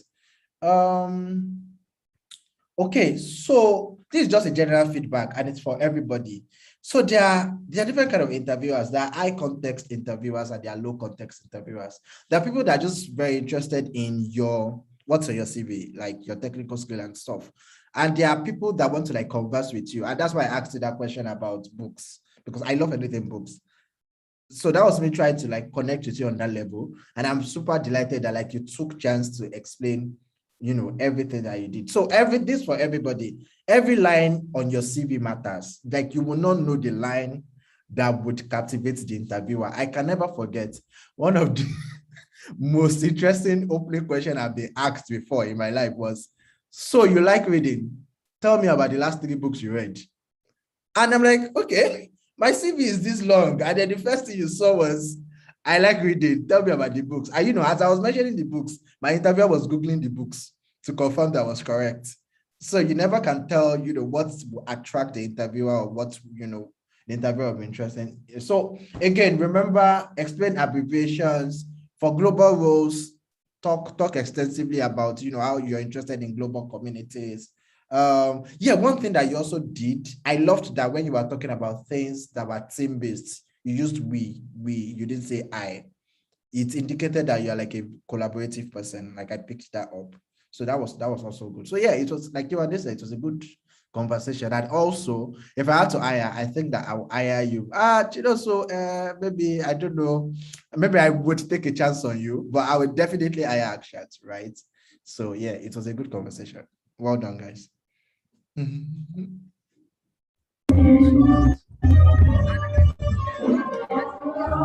Yeah, so there was someone who said that she has an interview today. I don't know what's up. Well, over to the organizers. Okay, thank you so much. And this was like a very, very enlightening session. So we'll just move straight from the feedback session to the Q&A session. So we have some questions. We told people during registration to give us some of the questions they would like to ask, these HR people, the HR professionals. That's Emmanuel, Faith, and Yewande. So we'll just start. I think the first question says, what if you don't know a question asked during an interview? What should you do? Go.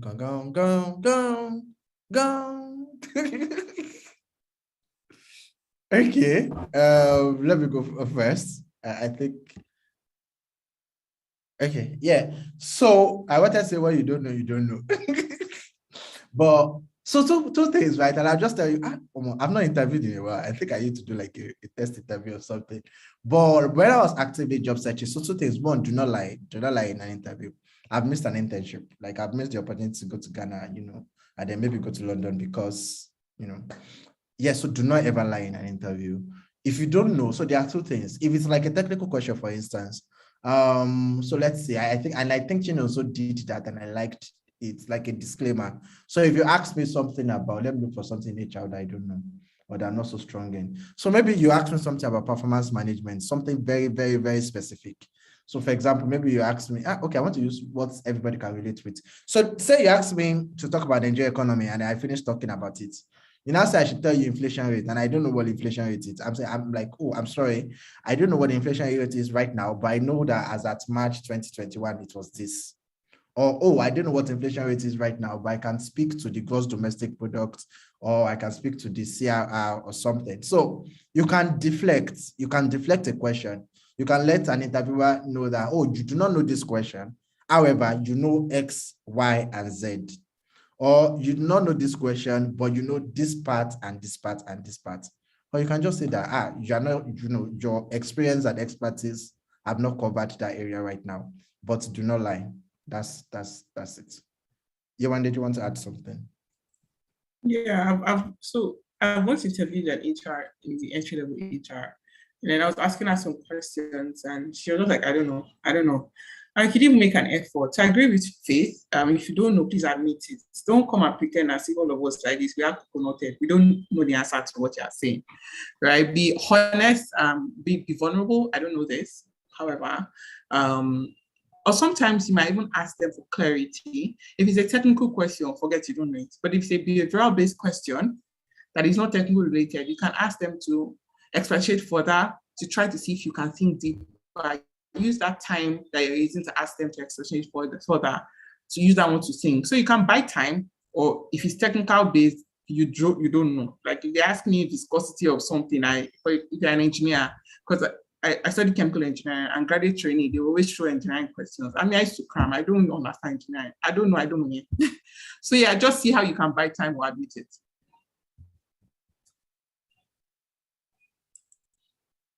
Next question. Okay, thank you so much, Yewande and Emmanuel. So the next question says, how to stand put and impress your interviewer? How relaxed should you be?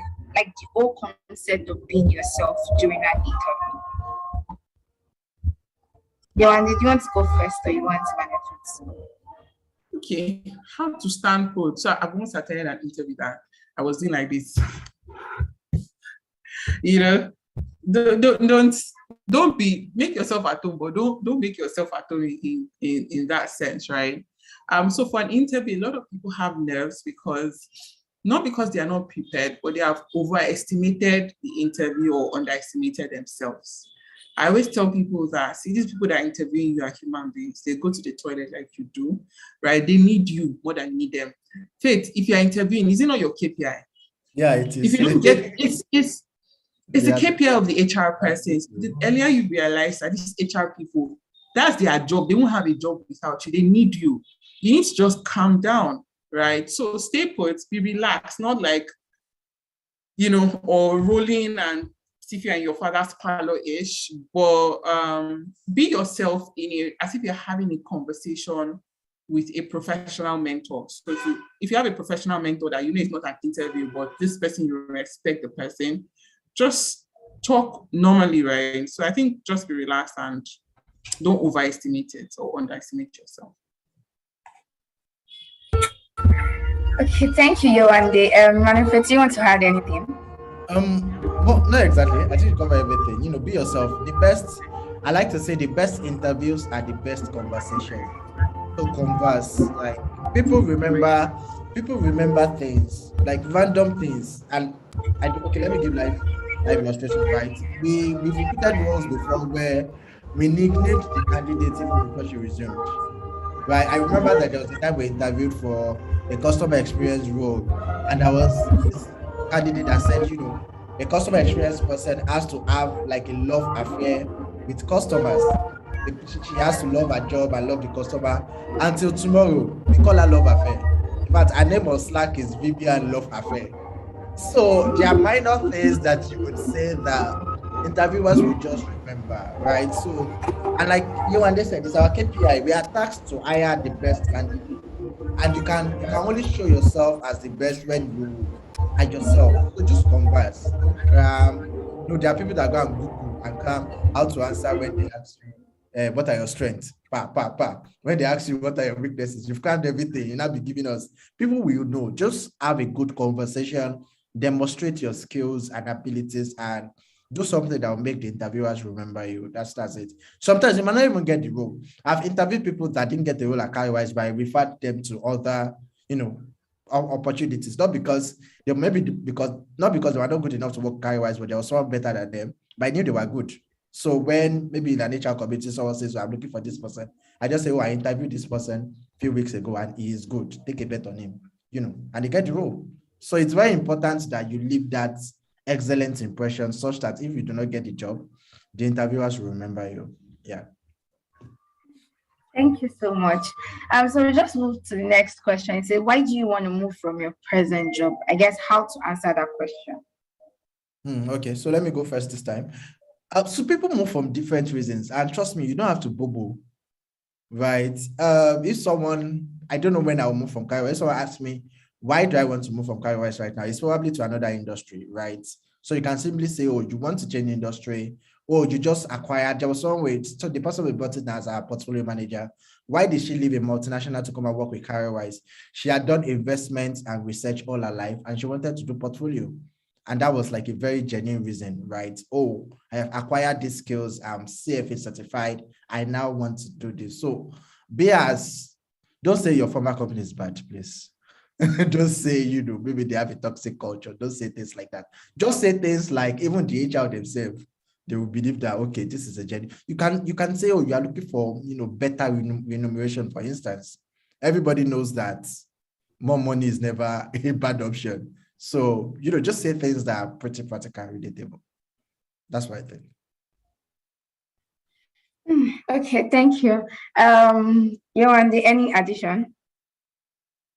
A better remuneration can bounce back at you. If you say, so because you don't know how conservative the interviewer can be, right? In a tech firm like we it doesn't really matter.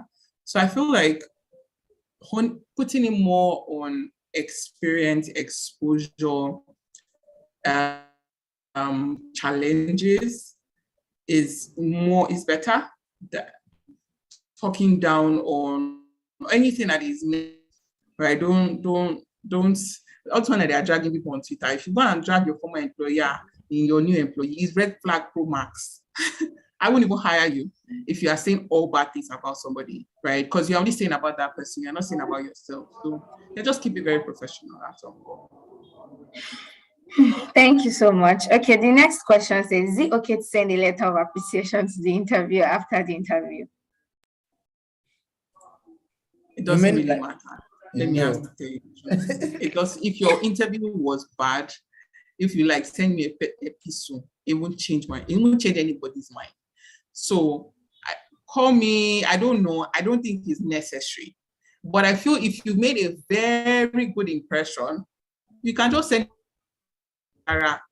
If you ask me, it doesn't really matter. Well, just satisfy yourself, because I think even if I tell you, you will still do what you want to do. So ensure that you make the best impression during the interview. That's what matters. Because they made that decision before you got in home. So as you stood up like this, before you get to the gates, the decision is made. So yeah, I totally agree with you, Andy. I mean, it's no big deal. It doesn't really change people's mind. Yes. Okay. So for the fifth question, it says that how to ask for professional examination, reimbursement, salary, and does the company encourage growth? I guess that's the question. So yeah, Emmanuel, how to ask for professional. So I guess this question is focused on the benefits of the job.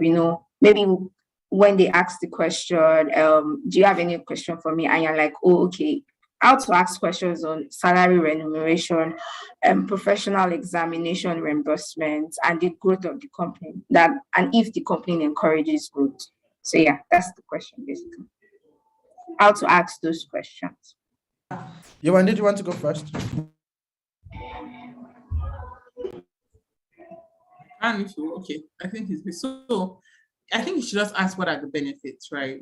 You want to know if they do professional examination reimbursement, what the salary is. I feel like the interviewer should be the one to start that salary conversation. And I think if you get to the final level and they've still not said it, right? Trust me, I prefer that to wait for that offer so I can use my email to tell you I'm not collecting this money. I'm at that level where I don't, or if you feel like they don't have enough money to pay you, at a certain point, ask for the budget. So just ask. There's really no big deal in asking what are the other benefits except for salary. Because one thing about negotiation is this, sometimes it's not just only about your take home.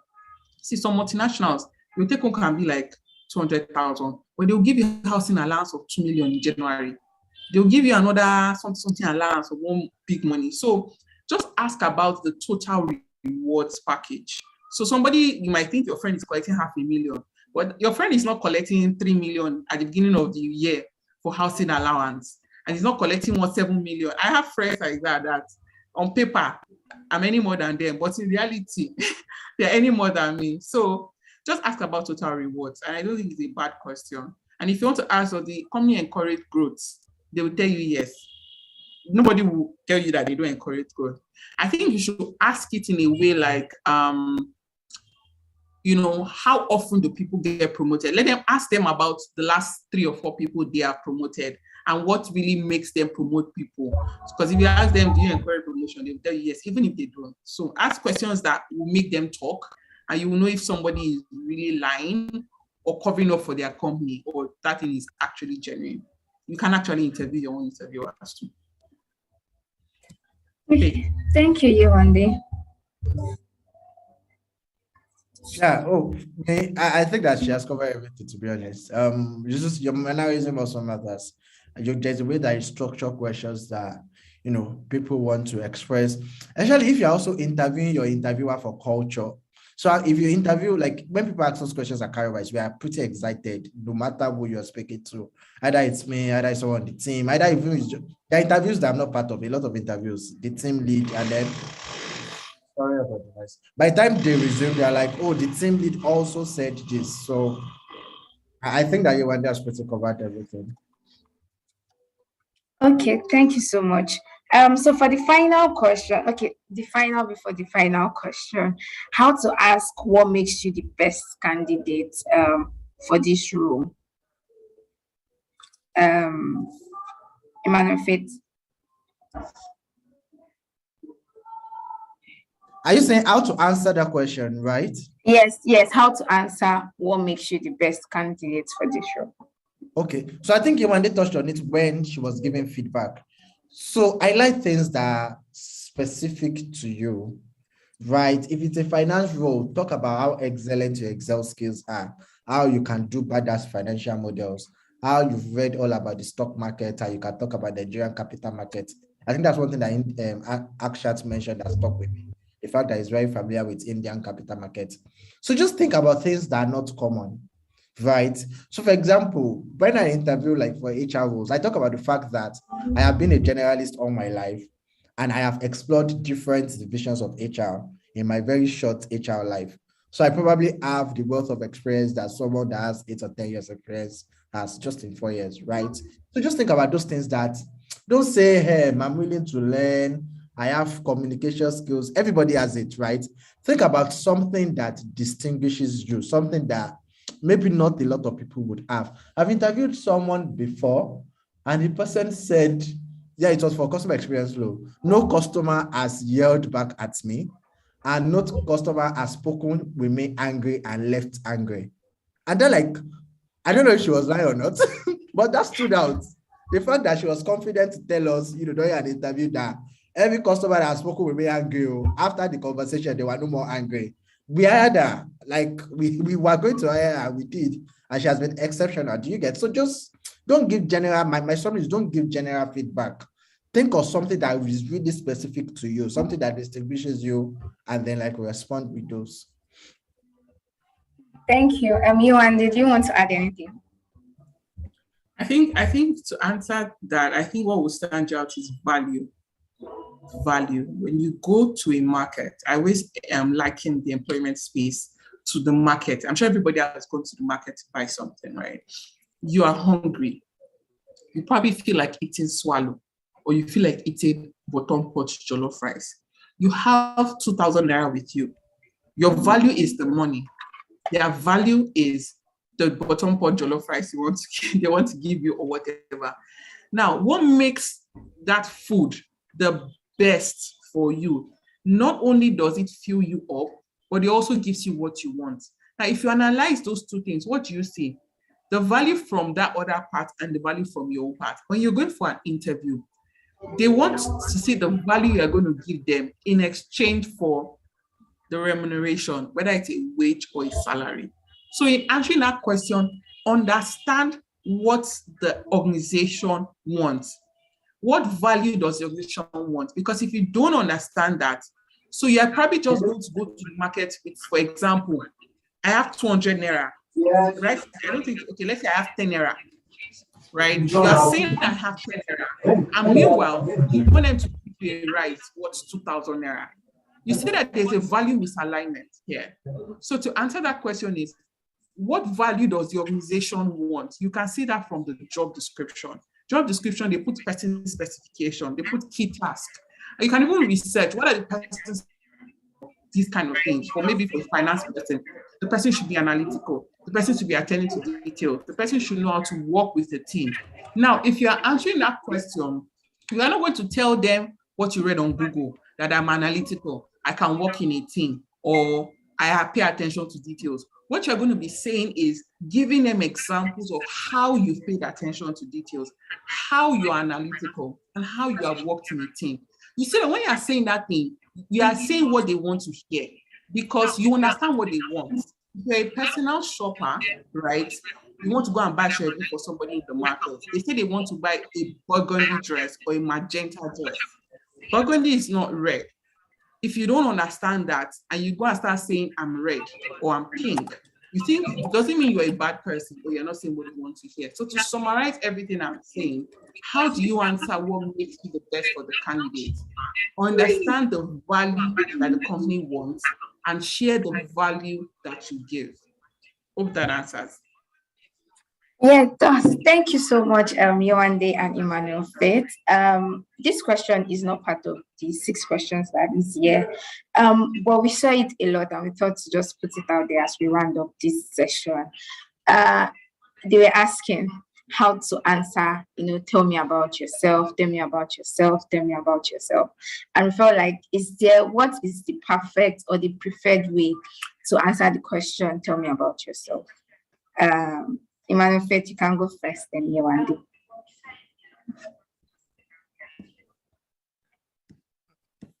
It's interesting. I feel like you just put me on the spot.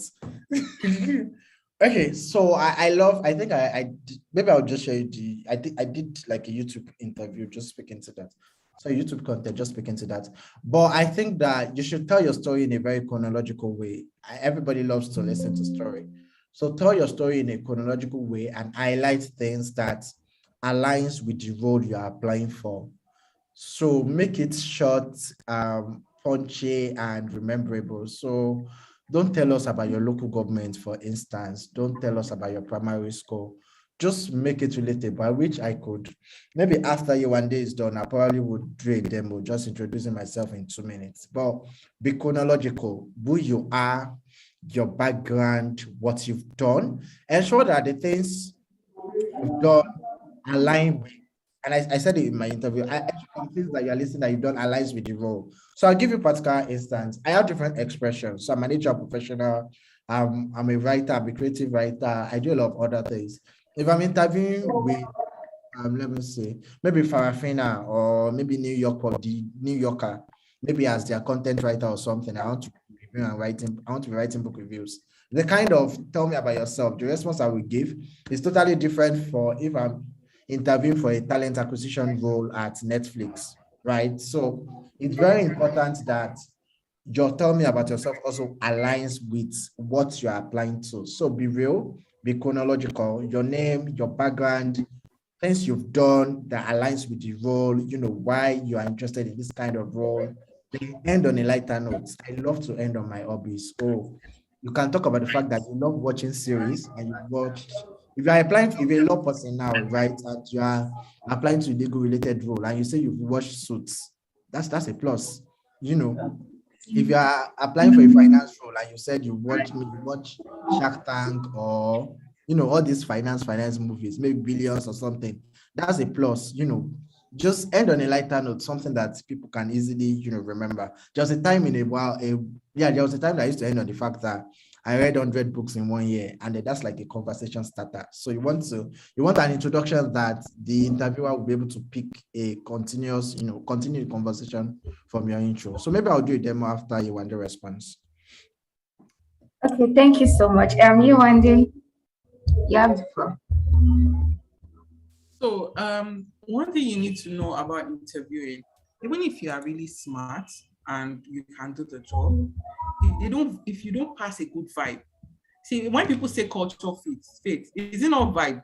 If they don't find it very interesting to talk to you, no matter how well you know how to do your debit and credit, or how well you know how to do your research, or even if you have first class upper, there's a high probability you won't get hired. So what am I saying?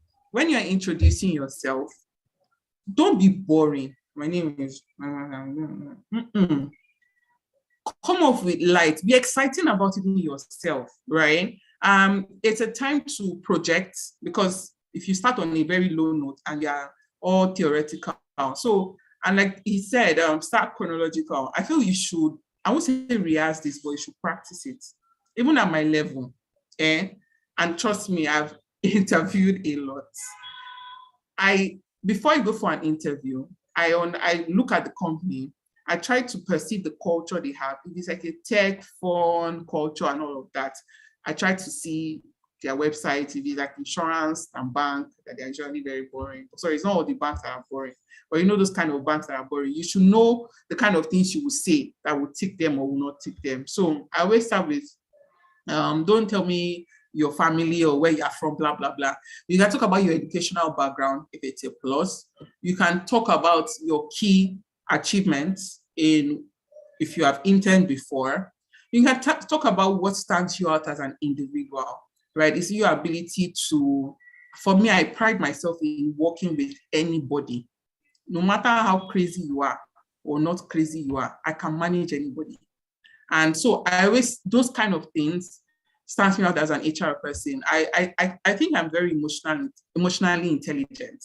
That's what makes me work with anybody, crazy or not crazy, right? And I will get the best out of you. I won't just work with you. I will get the best out of you, and you will get the best out of me.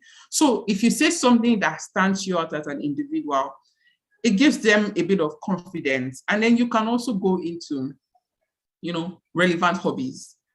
I'm not much of a reader. I remember I said I used to read. They asked me what's the last book you read. I used to read that time more, and then I just could not remember any book. So don't say something that you think they want to hear, but it's a lie. Say something that is genuine. If you tell me, if I say I write a lot, I can tell you so many articles I've written or so many things. I'm more of a writer anyway. So I think that's just a summary. I will allow Faith to introduce himself so you can feel his vibes. But trust me, vibes and a good conversation and smiley, personable, like somebody that has good personal skills. Eye contact also. Don't be looking at the floor or looking at the ceiling. Like, talk to them as if you are talking to a professional mentor. That's what I would say. Someone that you are cool with, you respect, but you're also very cool with the person. Okay, thank you so much. Okay, yeah, Faith. Yeah, so I didn't prepare this, so let's see. Yewande works with, let's assume that I want to work at Netflix next, please, if Netflix has an opening. So yeah, let's assume that Yewande works with Netflix and I'm interviewing for the role of an employee experience, employee experience. So yeah, I want to introduce myself now. Hi, Yewande. I'm pretty excited to be here this morning. My name is Emmanuel.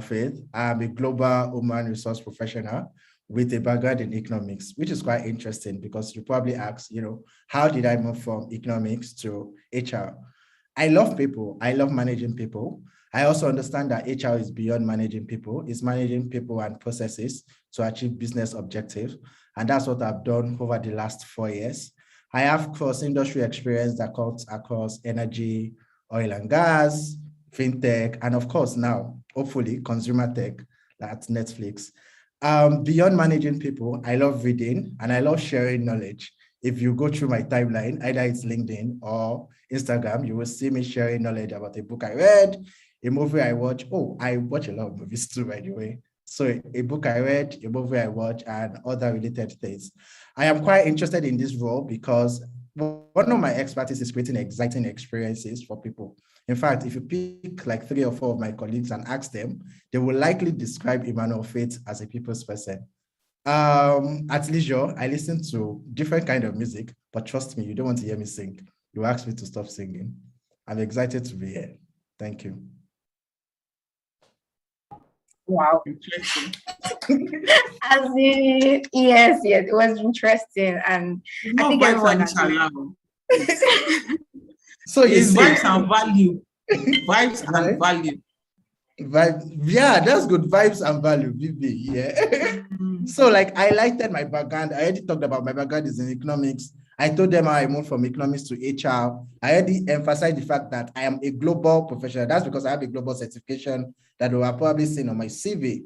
I've told them that I like managing people, but I also know that HR is more than managing people. I told them that I like reading and I like sharing knowledge. And I told them, like, so employee experience really has to do with people. I think that's one part of HR that I really like. You're not dealing with documents or numbers.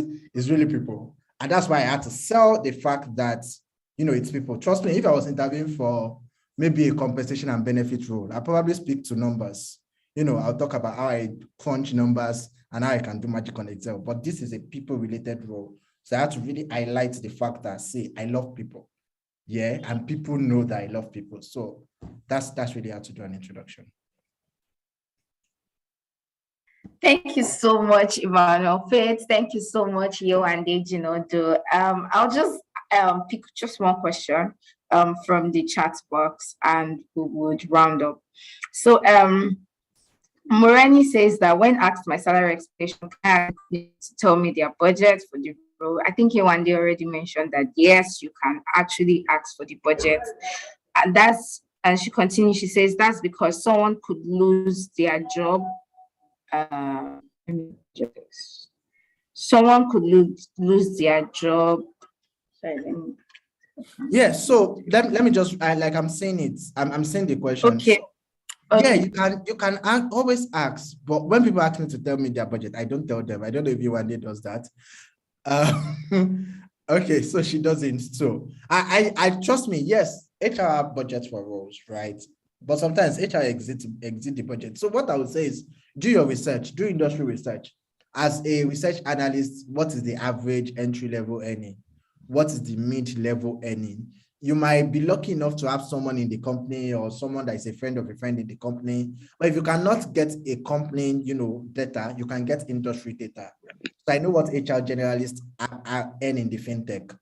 And that's why if I'm interviewing with a fintech, the amount I would say I want to earn is different from if I'm interviewing in the FMCG or if I'm interviewing with traditional banking. So I think it's very important that you do that, you know, research. But don't be worried about the fact that, because don't worry about the fact that you lose your job because you mentioned the price, right? If the company can't afford you, they can't afford you. Sorry, that sounds proud. But if you are really good, trust me, even if the company had a budget, and this is something we've done a lot at Cowrywise, sometimes companies go above budgets to get the talent if they think that the talent is good. So I think you should focus on being good and demonstrating value like Yewande has been hammering. Okay, so I'll just allow Yewande to just answer this second question instead. How does a recruiter see someone who is willing to take a pay cut? Do they have some kind of reservations? Like, for example, 350, now moving to a job of 250,000. Yewande, I don't know if you can hear. I think our network is fluctuating. Okay. Emmanuel, do you want to help us with the question? Yeah, so I'll be quite curious about why you want to take a pay cut, and I will not give you a pay cut. If you are good, you are good. Why are you? Do you understand? But like, that's me. I don't think that the recruiter will see you in any lens. I understand that sometimes you want to switch role, and because you are switching role, you probably, you're not thinking about the pay. You just really want an experience in that role. Maybe you're switching from an engineering role to a product management role or product design role. But a good HR or a good company will not give you a pay cut. They will actually, the worst they would do is to pay you what you were earning before, right? So, except the recruiter is a very biased person, or the recruiter does not know his job or her job. That's what I think. Sorry, I want to answer this question, right? So now, Faith, you worked in very structured. So I worked in a very structured place where conversation is coming from the US and it's coming from Kenya, it's coming from China, it's coming from Uganda, right? As a reason for me to wake up and change anything, right? If you work, I work in a tech firm now, then I have a bit of autonomy to talk to my CEO and see how we can make magic for you. But in companies like Nestle, that your global HR director is sitting somewhere. Now, to answer this question, how does a recruiter see someone who is willing to take a pay cut? Do you have some kind of reservations? Yes, sometimes I would. Because the truth is, you're going to come in and you're going to get frustrated on the job, because probably you're coming in as a senior officer or a manager, and you're willing to come and take an officer because we're a multinational, right? So I think what you should say, because sometimes we do hire people who are willing to take a pay cut. I know someone who left a big telecom place, I won't mention the telecom place, that he knew his role was about to become redundant. So the truth is, in the next month, he won't even have a job, right? So come from this angle of why you are taking a pay cut, be genuine about it. And if the recruiter sees the genuineness of it, that, okay, this person may not, because he knows that the person may not have a job in the next 2 months, or because we are an organization that has global best practices, and this person wants to learn global best practices, or this organization can offer much more than where this person is coming from. Because if you're coming from a one-man business that pays you 500,000 naira and you don't have peace of mind, you might be willing to take a job that pays you 400,000 naira, that you have peace of mind. Be genuine. We can see if you are lying. If you are just packaging story for me, I will know that, Oga, I know you are, but I don't want to hire somebody that will be a flight risk, because I know you're only going to take this job just because you just want to manage somewhere for 2 months and drop your resignation in the next 2 days. So sometimes we see some of these things, we feel it, and we make a decision. So it's not all the time that we reject people that are willing to take a pay cut, but it would depend on your reason why and how we as an organization are. Some organizations, they know that they are toxic. They know. The HR gongo has started sending application elsewhere. So you might think that they are not taking you because you are bad. It's because the HR feels that if you come here, they're going to frustrate you. So I worked in an organization. This person deserves better, and I thank God I rejected that guy. He has become my friend now, and he got a way better job. I even helped him get another job because this guy was over-experienced and just wanted to take a pay cut because he needed a job. And I'm like, guy, you're better than this. And he got a job in less than 3 weeks. I was part of their experience. We connected outside the interview. So sometimes it's not just only about you, that you are the bad person. Sometimes it may be them, and some really genuine recruiters will not want to spoil your career. Yes. Thank you so much.